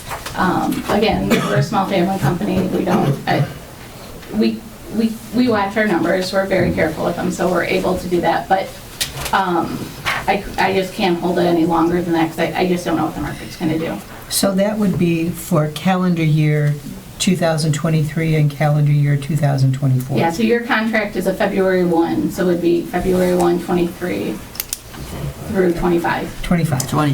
Yeah. Got it. Thank you. In these, this is a little off the contract, but so in here you pick up waste and recycling. Is that the same in the other community? Because we don't collect yard waste here like you do in Ferndale or. So you do have compost for your residential homes, not your multi-dwellings. But the other communities they have year-round, or they have like a 6-week window that they don't, where you guys have a larger window where no yard waste is collected. But Bingham does have yard waste collection as well. Mm-hmm. Were you referring to the leaf vacuuming situation? Or, no, just like the bags. Oh, no, we do have that. We do. Yeah. As many as 26 in 1 week. You're good. You I'm guys sorry? are good.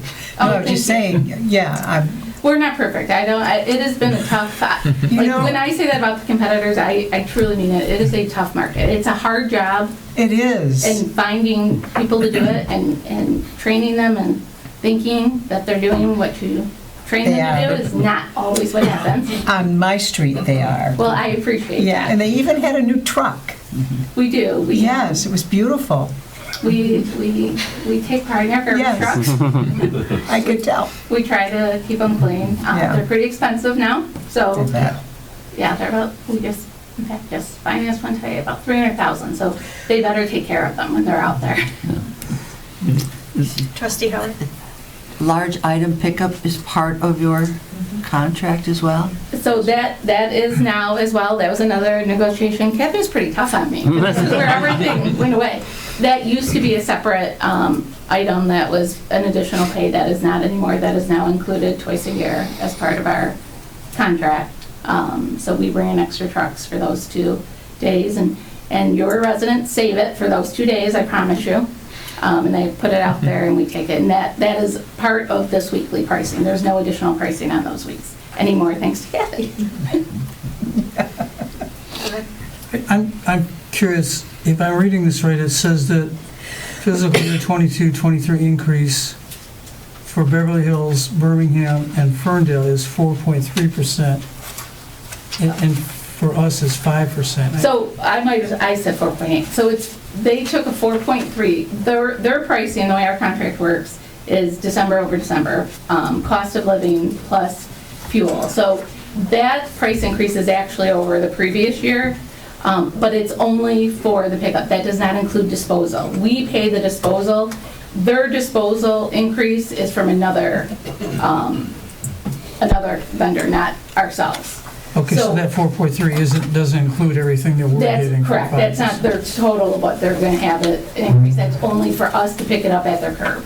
They then have to pay for the disposal and the hauling out to the landfill. So where yours has both of those in there. And I know for leaf hauling, and talking to Mr. McKean from SACRA, they were actually, I want to say it was between 20 and 25% increase on the actual hauling from companies. So that part of it is a lot more. And I know this is televised, but Mr. McKean knows it's coming. We're going to be asking for an additional increase actually next month from them. So From the SACRA communities. Okay. Well, just for the other new board members, I remember the last time that the contract was up for bid, we actually did put it out for bid, and there was a competitor who came and bid and actually had a lower cost estimate. But the board at that time, you can correct me if I'm wrong, thought that there was some benefit in the fact that we had been with this company for so long, and that we felt that the service we were getting for them was good, and sort of a if it's not broke, don't fix it kind of scenario. So there was one other company that had a lower bid at that time, but we chose to continue with this company just because it wasn't that much lower, and we thought, if it's not broke, don't fix it. So. And I believe that, if I'm not mistaken, it was Rizzo, correct? GFL. Was it Yeah. GFL? Okay. Yeah. So GFL bought Rizzo, but Rizzo at one point had actually bid lower, and if you're not familiar with Rizzo, he ended up being indicted, and so He went to jail. yeah, he did. So it is true, and we will never, and I said it the last time, we're small, I would never, I don't fault you guys if you want to go out for bid. It is a tough market right now, I say that wholeheartedly, and we would always work with whoever if you guys were to transition. But I would be careful, because sometimes with the lower pricing, you get different service, and we feel we're not perfect, but we feel we do a good job. I know we give services, sitting in the SACRA meetings, you get to kind of see what some of the competitors bring to the table, because you hear it from all the city managers, and I know our services are at a higher level, so.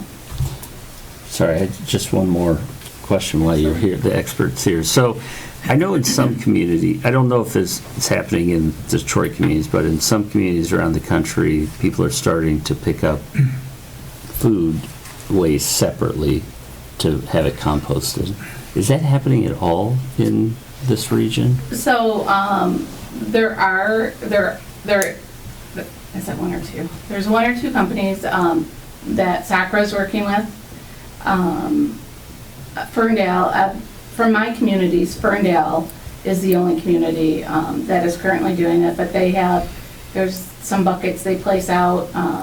I am not, because that's not part of my contract, I'm not in the... So you're not picking that up? No, that is a separate, because it's very specific about what can go in there, and it's a company that picks it up. In fact, I think they pick it up once a month. It's not like a once a week type pickup.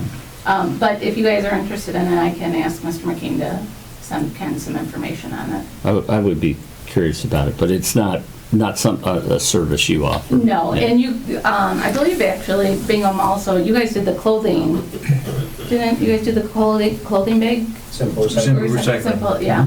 So you guys have done that, and that kind of circled back around, and they're testing that in some SACRA communities too. But those are the only two things outside of the general garbage, recycle, and compost that's being picked up. Okay. Thank you. Are there any other questions? If we accept this, we've got to modify the budget too, right?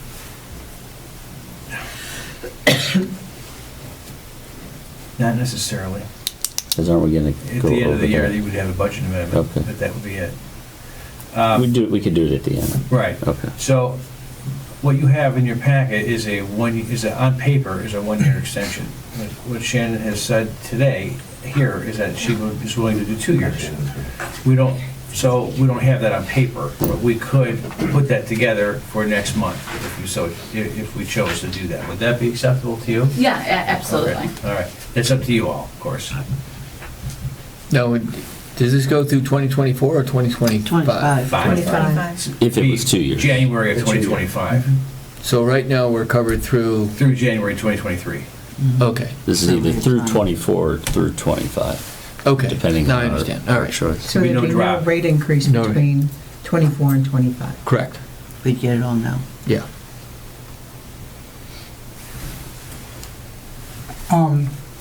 I was one of the people that voted to, I think if my memory serves me correctly, voted to keep this contract the last time we talked about it in 2019 when there was a lower bid.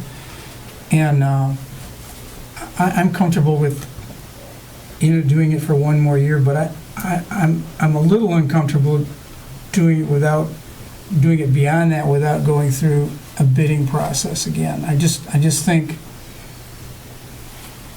that even though I don't expect that there to be another person that would be substantially better, or that we would be better off with a different company, I think we almost owe it to the community to just at least see what's out there. And so my position would be to extend for 1 year and to put it up for bids next year to see whether or not we still think it's in the best interest of the community to continue with this particular vendor. So that would be my position.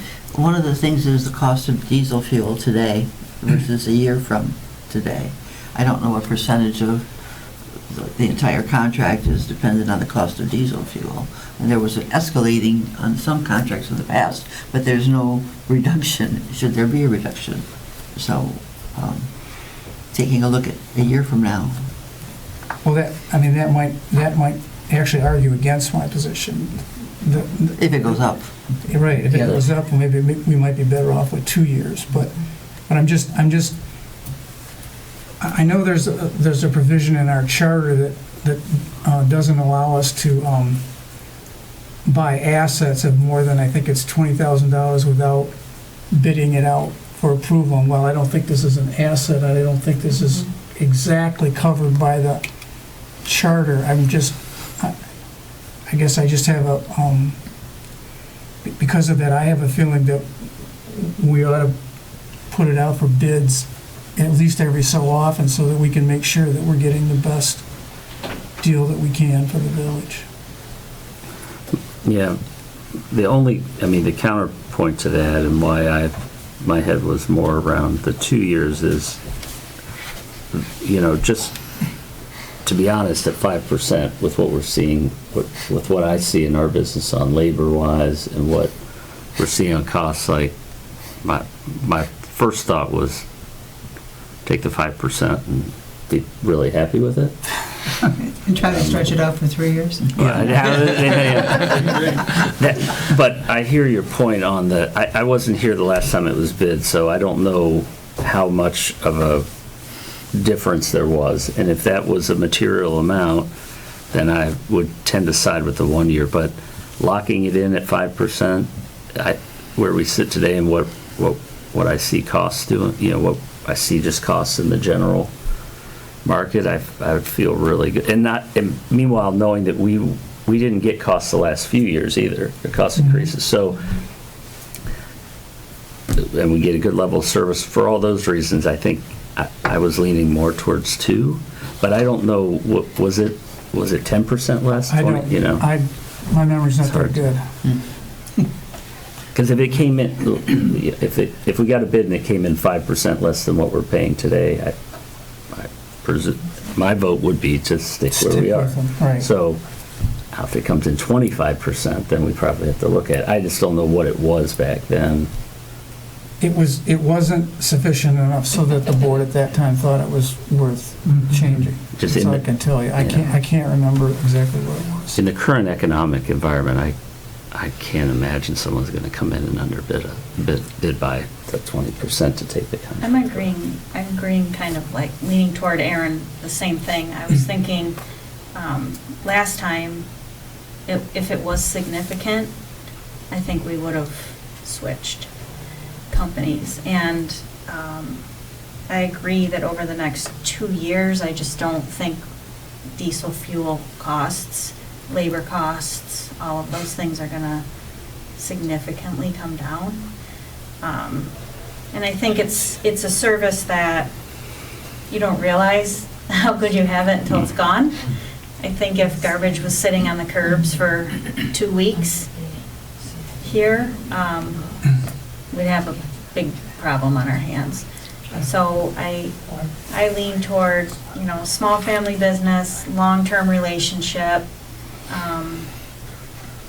and I wouldn't outweigh that with significant costs having to go to our residents, because I don't want that either. But I think 5% for 2 years is really good. $5,000. $5,000 a year is what we're talking about. Yeah, it's, and that's why I wanted to get this conversation on the table, so everybody could have a total view when we're talking about these two big items today.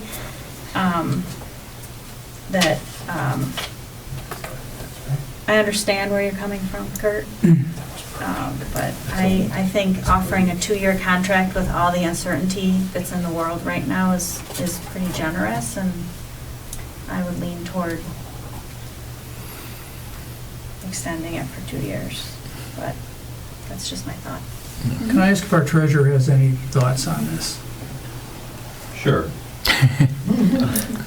Given the situation in today's environment, I think the 2 years is a no-brainer. I really do. 5% labor, fuel, that's a great deal. Yeah. Inflation's coming in pretty hot. Probably looking at 7.5. I think the 5% is reasonable. And at the end of 2 years, you can go out and do the bid then. I think you're locking in a good rate with the option to go out and bid after 2 years. I think we better lock it in, because right now Shannon's going, well, maybe 2 years isn't a good deal. Maybe that's not going to You make can't it. break back now. Yeah. She's on video offering. If I may. I think the service has been fantastic for what we've had the whole time we've been here, 40 years.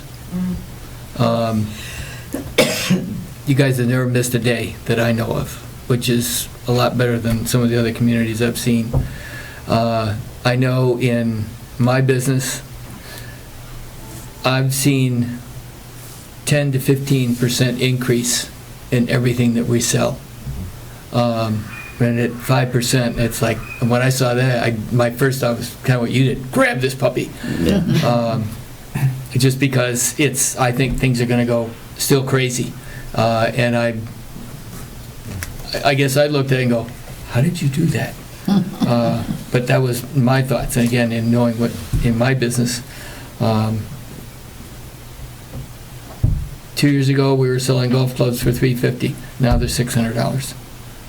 So there's almost a 50% increase. Yeah, and I think you guys have done a good job. The 5% was tough.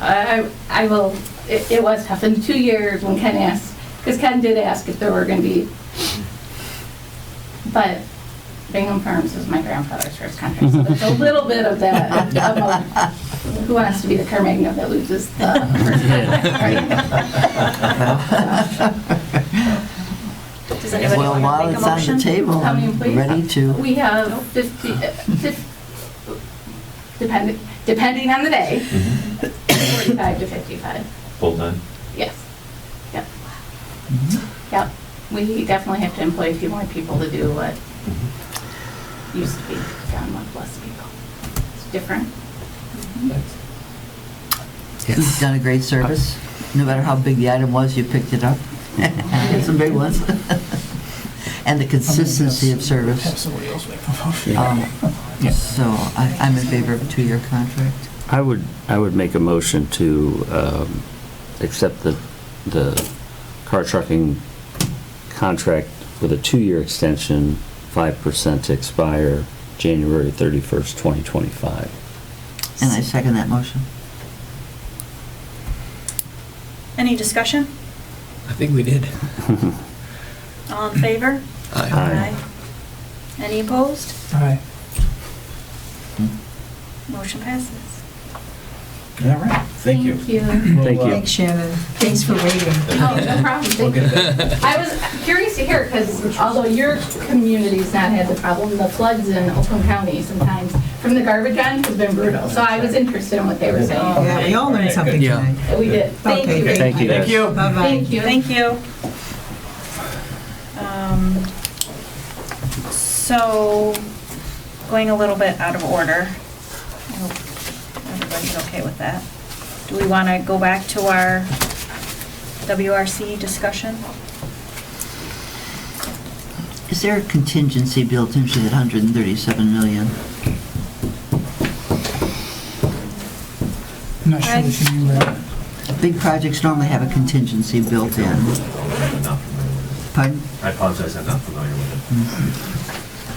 I mean, at the end of the day, we're so far, I apologize for the pun, but we're so far downstream on this thing, with less than 1%, like,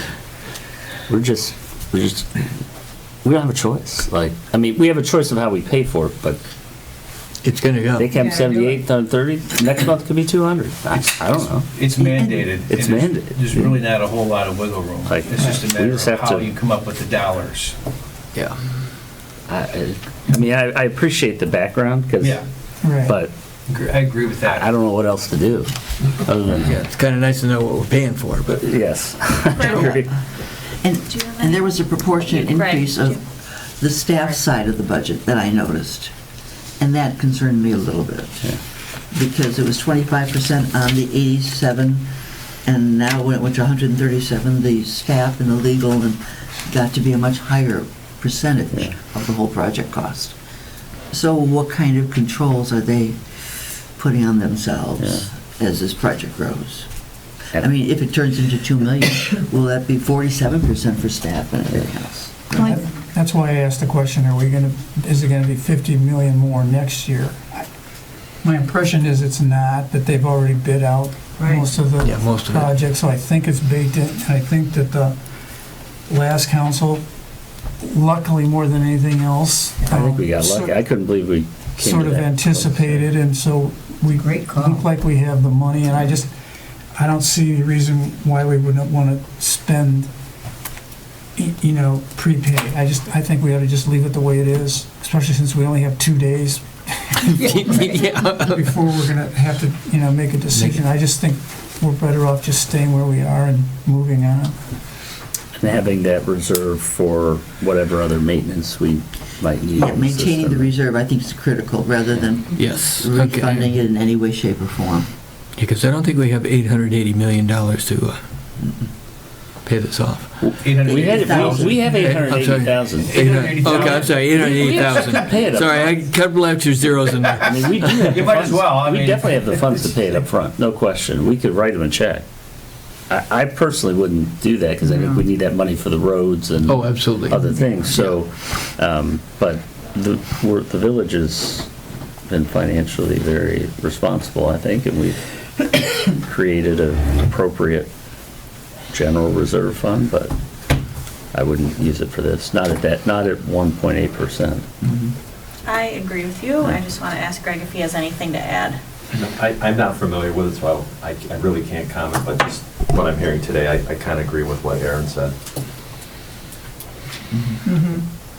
I agree. We stay the course. Yeah. So since it's on installments, there is no need for any action on our part? Correct. Right? Yes. And as you guys so nicely did it, you set it up so we have that money coming in anyway. And it will build up over the next 4 years anyway. Yes, seems like it worked out better than maybe we. Now, yeah, I mean, we'll get to that discussion when we set rates again. Right. Maybe some of it will be eaten up by higher water rates, or, so we'll have to address that at the next time. And they'll all be else back equal. to talk with us about that and set that. They'll have their people, Raphael is one of them, and some of the other folks will come here and speak with all of us and tell us exactly what is going on and what their forecast is. Frankly, they've been pretty spot on the last couple of years anyway. Just one other note is that there was going to be a requirement that we have to do testing of pipes, water pipes for lead, and it was going to be, I think, around 120. There was each test was $10,000, and there were going to have to be 12 tests or something like that. Don't hold me to that, but they actually, on our behalf, went to the state and got that waived for us. So I give them points for doing that.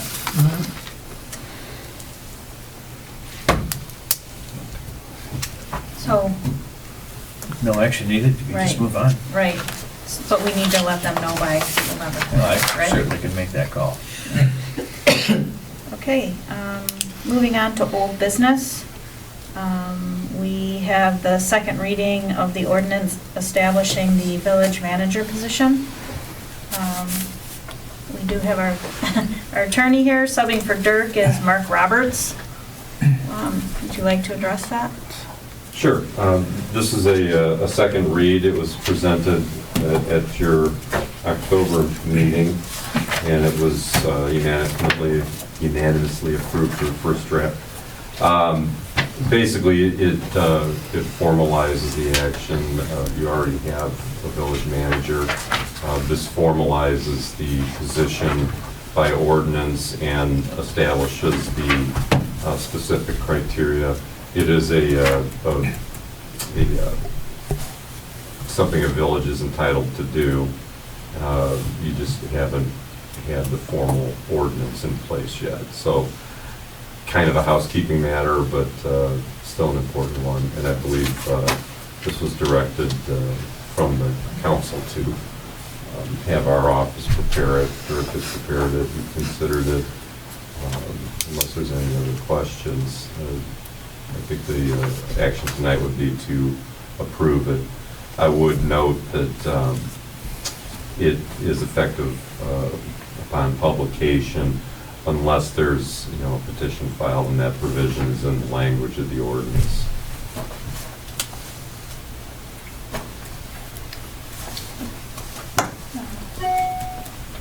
To change an ordinance, I thought we had to have a public hearing on that. You do for a zoning ordinance. For a zoning ordinance. Oh, for a zoning ordinance, okay. I guess my other question is, why are we changing from administrator to manager? Want to give the history? Go ahead.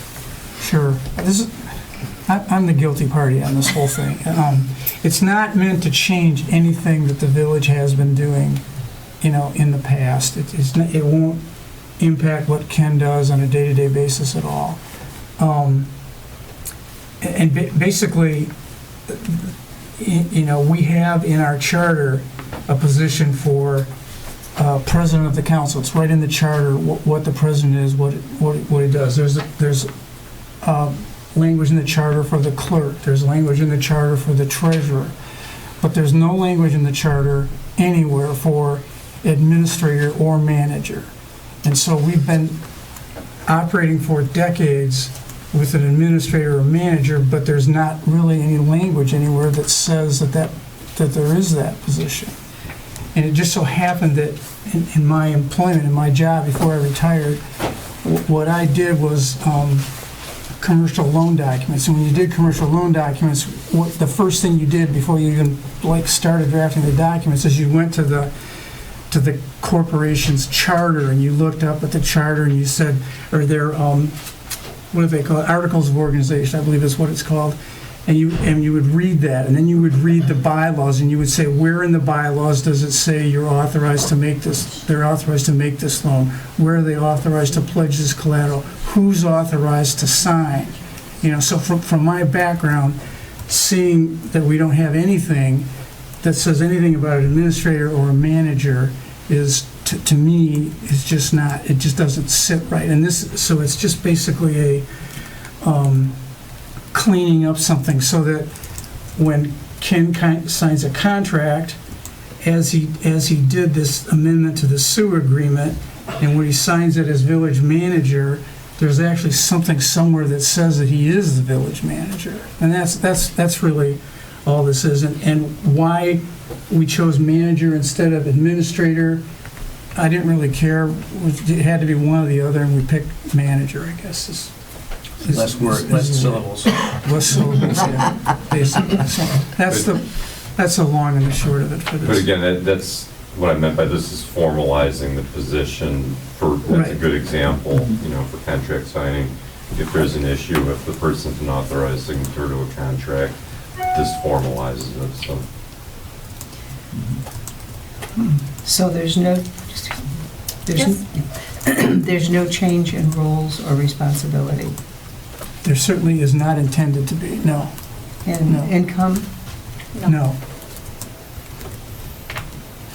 This is just about the position itself, it's not about compensation. Yeah, I'm just curious. If it's doing the same job, I don't understand the significance of administrator, manager, or village. Well, I don't know that there is any significance. It just, neither one of them is in the code, and so, or in the ordinances, and so we wanted to put one in, and I said, Ken, which one do you want, manager or administrator? And Ken said, manager's shorter. I mean, that's really, literally, it's not, I don't think it really makes a difference as to whether you call it manager or administrator. And again, this ordinance isn't designed to modify the position at all. It's merely to document and formalize it. Well, in other communities, there is a difference. They will have a manager and a clerk, and, yeah, so they define each role as being different. And it's my understanding, and again, I apologize, I wasn't here, I'm filling in for Dirk, but it's my understanding this ordinance reflects exactly what duties and responsibilities you wanted to have for this position, and I believe it's consistent with what's already being done. So we have two positions and they both have the same description? No. The clerk position is set out in the charter currently. Right. And it has the duties of the clerk. Right. Okay, and that's not going away, that's not changing. We're just adding the position of manager. And Ken will be both the clerk and the manager. Okay, and many of the clerk's duties, which involve elections, are now done by the township. So they have been for decades, yeah. For quite a while. So we will have a clerk and we will have a manager, and Ken will be both of them. But back in the day when there were elections held here, you know, the clerk handled that. But when that went away, you know, it's just a title change. And like you say, he's signing contracts. I mean, if anybody were to question the contract, he's signing a contract, his own contract, I believe, your employment contract. True. Is signed in a position that doesn't really exist in the charter. It's protecting the village from liability, really, more than anything. Was there, I mean, did he have to sign manager? Did you, I mean, I don't understand. Why would he sign a contract as manager if he wasn't manager? Well, He's acting, because but it's not official. Because our village has, for like the past 2 decades at least, just sort of assumed that there was that position. But it's just never been formally spelled out in any of in either the charter or the ordinances. Okay. Got it. So we use Kurt's specialty. He's kind of self-appointed ordinance Yes. reader. And we really tried, it's a very slow ongoing process of trying to make sure that our language is cleaned up and tidied up, and so that's how this kind of came up. It's just trying to tighten everything up. There are actually references to manager and administrator in the Code of Ordinances as well. Several times, more than once. They're throughout there already. Right, I think I amended a couple of them out already, Right, that's but, correct. and the interesting thing was it would just say, the administrator shall do this, but nowhere else in any of the ordinances or the charter was it ever defined what the administrator was or the manager was and what their duties were or anything like that. So we're trying to clean that up. I think we had agreed at a previous meeting we'd clean those up, not go through the expense of cleaning them up all at once, but if we had other changes to those sections, we would sort of get them as we go, Right. as a way to save legal costs. Right, and we originally were going to do this as an amendment to the charter, but the state said we had to jump through several other hoops if we were going to do that, and so the charter allows us to amend the ordinances to put in a, quote, new position, so we just decided to do with an ordinance. Yeah. The Attorney General's office actually recommended this, Right. basically. It was going to be one of the charter amendments, but when all of the potential charter amendments went to the Attorney General's office, which is part of the process that's required to get it put on the ballot, this one was sort of... There's a different process for amending as opposed to revising the charter. And based upon the Attorney General's input, the ordinance was the much more practical and frankly cheaper solution.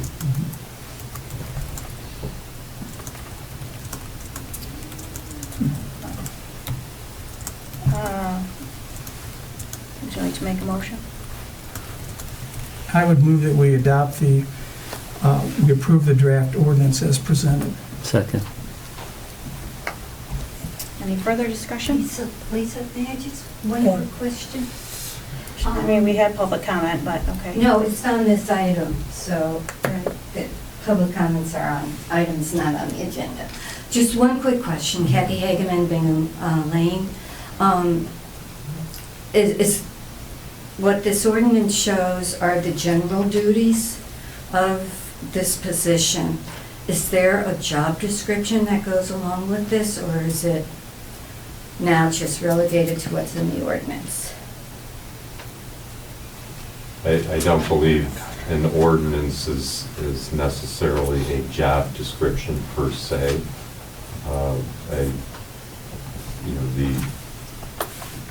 There may be a job description created for this position, which would either mirror the ordinance or go into greater detail.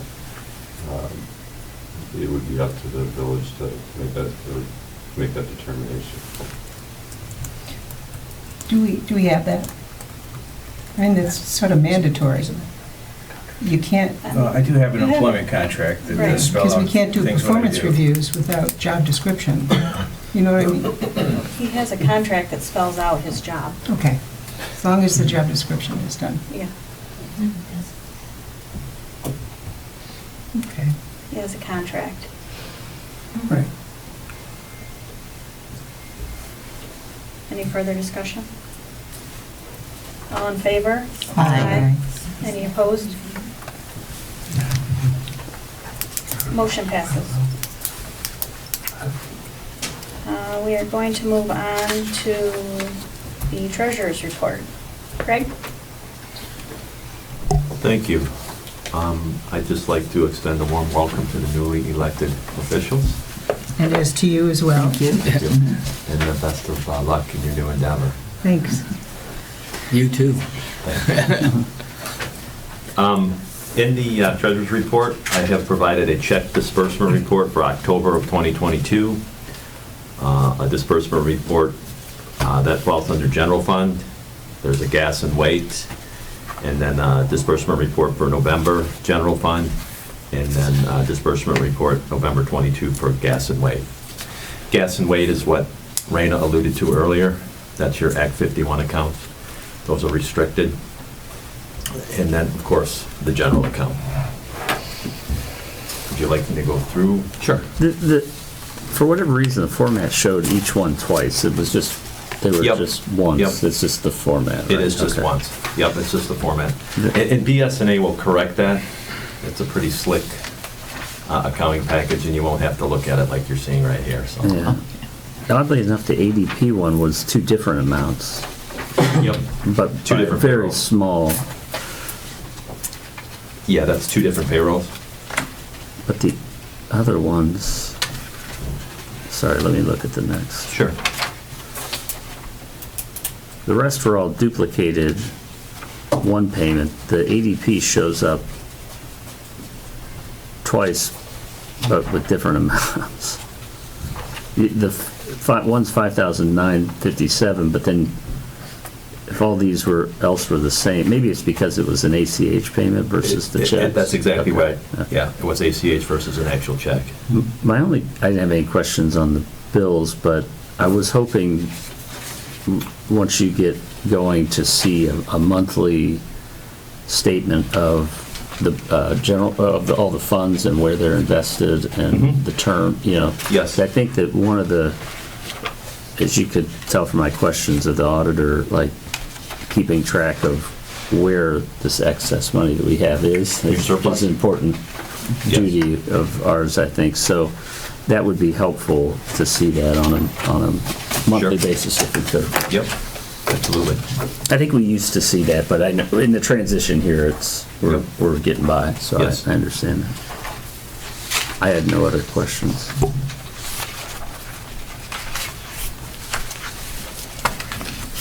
Any other questions for Greg? I would move to approve the bills. Oh, I'm sorry. Go ahead. Oh, I would move to approve the bills as, the 2 months as presented. I'll second. I think they might have to be two separate votes. Right. Move to approve the October. October. Oh, the first one's October? Yeah. Yes. Yeah. October bills. I second the motion. Any other discussion? All in favor? Aye. Any opposed? Motion passes. Move to approve the November bills. Second. Any discussion? All in favor? Aye. Any opposed? Motion passes. And can you, Greg, just give me a little bit of an update on BSNA, that you're trying to get that done by? Yeah, after speaking with Raina, we decided to kind of defer that until after the first of the year. Okay. Okay. So it's in process, the new software. You're still in process. You had one more item though, right? The resolution on the multi-security? Yeah, the non-corporate resolution. Yeah. It's not on there. Do we have to add that to the agenda? What do we have to do to add it to the? Wait for that. That's okay. Let's just do it. Can we add something to the agenda after the agenda's been approved already? You'd have to go back and amend your motion to approve the agenda to consider adding an item. I'm not sure what's being added. I'm not sure there's enough information. I mean, typically, when you approve a published agenda, it's usually limited to that unless there's an emergency requirement to address it.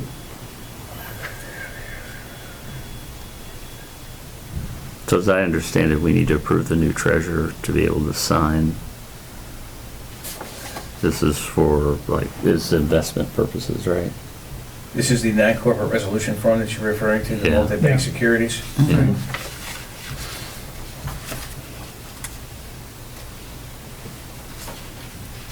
I really don't know how to answer that. I'm not familiar with what the issue is, but if it's because somebody's holding a new person is holding an existing position, That's it. I would imagine you already have in place that the treasurer is authorized to sign whatever report. I'm doing that off the top of my head. I don't know the issue, partly because it wasn't on the agenda. I would imagine it's stated as the office is authorized to do it, and therefore you don't need to authorize these specific individuals. This indicates that it does not require a council meeting in the note from Charles Kipp. Yes, that's the way it was presented to me, but I thought it would be best if it was given to you guys. I'm concerned about the transparency here. So without amending the agenda, though, perhaps we could go back to not having it be a council issue at a meeting and deal with it. Based upon the comment from the new treasurer, it sounds like this is more meant as an informational request to consider without council action required. So if that's the case, you could probably do it under trustee comment and wouldn't need to, and then if there's action that you feel is justified, you can put it on a future meeting when everybody's prepared to address it. I'll have a question on it in my trustee comments, but that's fine. That's fine? Okay. Then we will go with trustee comments. Trustee Howard, we're going to go around the horn. Or around the table, I should say, not around the horn. Not around the horn, around the table. Yeah. Okay. Is there an alternate needed as well? Or That's what I would like as well, too. Right now, it was just Colleen. So, is there an alternate to you? no. Wouldn't that be the president? I'm not sure what the question is. An alternate. Alternate sign. Oh, for this? Yeah. Yeah. I would imagine it would be the president, yeah. President. I'm assuming it would be, yeah, the president. We'll find out. That's it. I got a number of things, of course. I would like to see a motion, or in the ordinances, that would state that if we have a vacant position on council, that we would look to whomever was the next in line as far as vote getting. The reason being, that person has put a lot of time, effort, and money into getting elected on the council and obviously wanted it. So I just wanted to put that out there for possibly next month as a motion or an ordinance. Number two, let's see, what do I got here? This pains me to bring this up, but the last time we were here, I didn't get the warmest feeling from you guys that we were brand-new council members, and I'd like to think that maybe that was the flyer that went out pertaining to the ordinances that went out. I just wanted to state that I had nothing to do with that. I did get one in my mailbox also. Third thing, President Blackburn, if you decide that you don't want to be on Planning Commission, I'd love to take your place, being all those years that I was on it. Number four, Ken, the memo that you sent out, I think your dates are incorrect. Which memo are you referring to? The one that we got to council members. Meeting dates? The meeting dates, I think, are incorrect. I think the days are, but the meeting dates are not. Wednesday's not the 13th of December. Right. The 13th of December is a Tuesday, I believe. I think that's what he's referring to. Yeah. Which, talking about next year's meeting? Upcoming meeting dates. Upcoming meeting dates, council communication, last page. That, we meet on the third Monday Yeah. of the month. What did I have there, Wednesday? Well, you had, for design review, it's Monday the 4th. I think it's Monday the 5th, I believe. December 5th. Or December, rather. If it was December, Monday's the 5th. Yeah. The planning commission meeting, I believe, again, it's Monday, but I don't think the date's correct. I think you just went through and you looked at Sundays instead of Mondays. On my desk. Well, that's easy to fix. Yep. Just a note, Just for design review board? all of them. There's a study, So, Design Review Board, Planning Commission, Study Council, and Village Council. The days are correct, I think the dates are incorrect. Oh, I see. That should be the 5th. Oh, yeah, Yeah. it should be the 5th. No problem. Here. Let me just make a note here. Feel free to email me next time you see that. I Okay. can correct it. Yeah, no problem with that. I think, 'cause I didn't look at them till yesterday, so. Well, in that case, I understand. Yeah.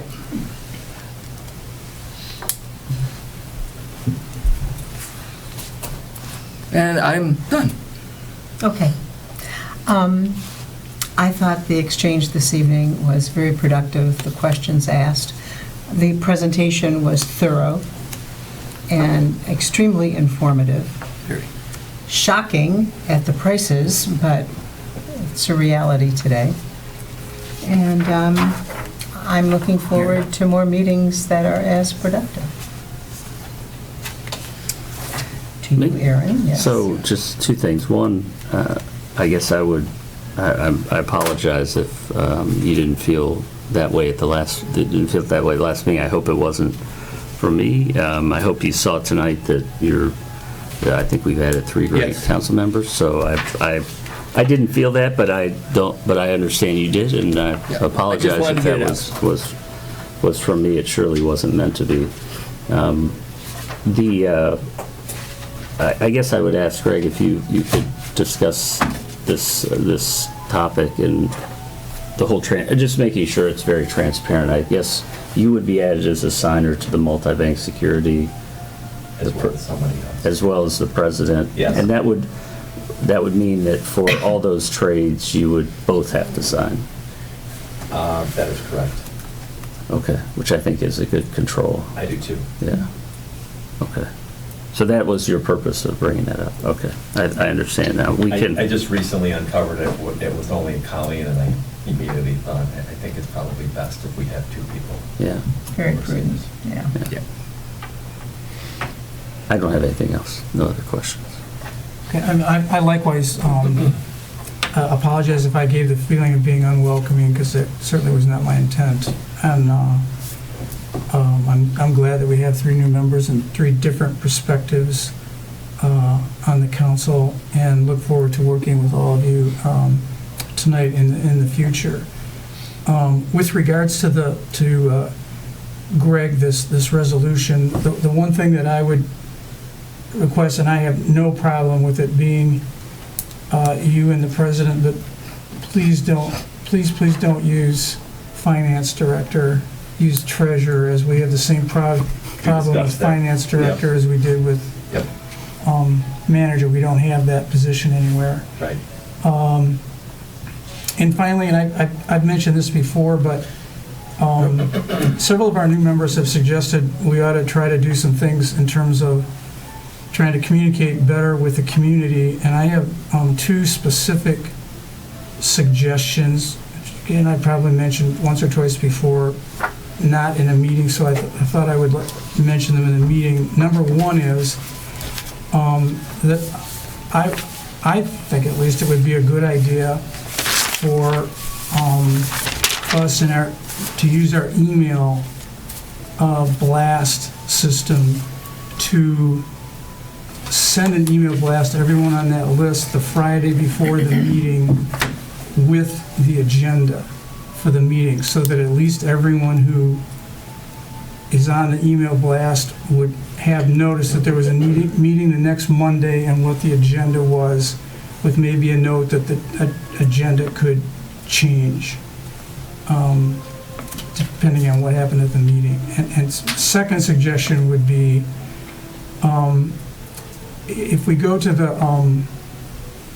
if you look at the Franklin Village webpage, they have on their webpage where it lists like the agenda and the minutes, they have a link that actually lets you look at the meeting, look at the recording of the meeting, and Beverly Hills, likewise, in their site, has a section where you can go to and you can click on the link and you can replay the meeting. And I would suggest that we find out whether we can do that so that rather than having to go to the cable station or whatever to see it, that residents should just go to the village site and click on the link and see the meeting.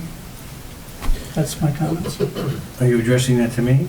I'm just throwing it out there as a comment. All right, well, let me address that. So when we started doing this, starting recording, broadcasting or recording meetings, the reception around this table wasn't exactly warm and embracing, to use Trustee Hageman's phrase. Not everybody really wanted to do that. So you might have recalled that there were some people that were pulled along. And some of our folks actually turned off their microphones and hid their plaques behind this wall. So I didn't necessarily want to throw that out so severely, but I got no problem doing it. So we can add the links. They'll come later, obviously, because it takes a few days to get them uploaded or edited, whatever it is. But that's not a problem to do that. I could happily do that. Great. My comments are, I apologize as well if there was a feeling for not being welcome. I think there were a lot of nerves that night for a lot of us. I was just getting ready to start my own meeting, so I apologize if that was the case. It wasn't meant to be that way. And I also wanted to mention that actually Ken and I had talked about putting that link on for the meetings. It was something that Ken and I had already discussed about increasing our communication. Again, the decision had been made because, it took a long time for us to get to the point where we could agree to record the meetings, and some people were not very happy about it. But we are planning to do that already. We had already had a conversation about that.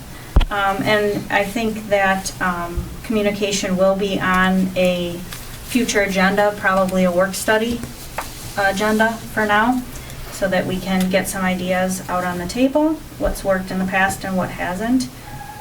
But if you have any suggestions anytime, I'm available anytime. You can email me, call me, whatever. Would like to make sure that we are all communicating. But keep in mind the Open Meetings Act. We won't be emailing in groups. So I assume that would address Kurt's first question about the agenda being sent out. Yes. We'll discuss that in another study session, in some future. Right.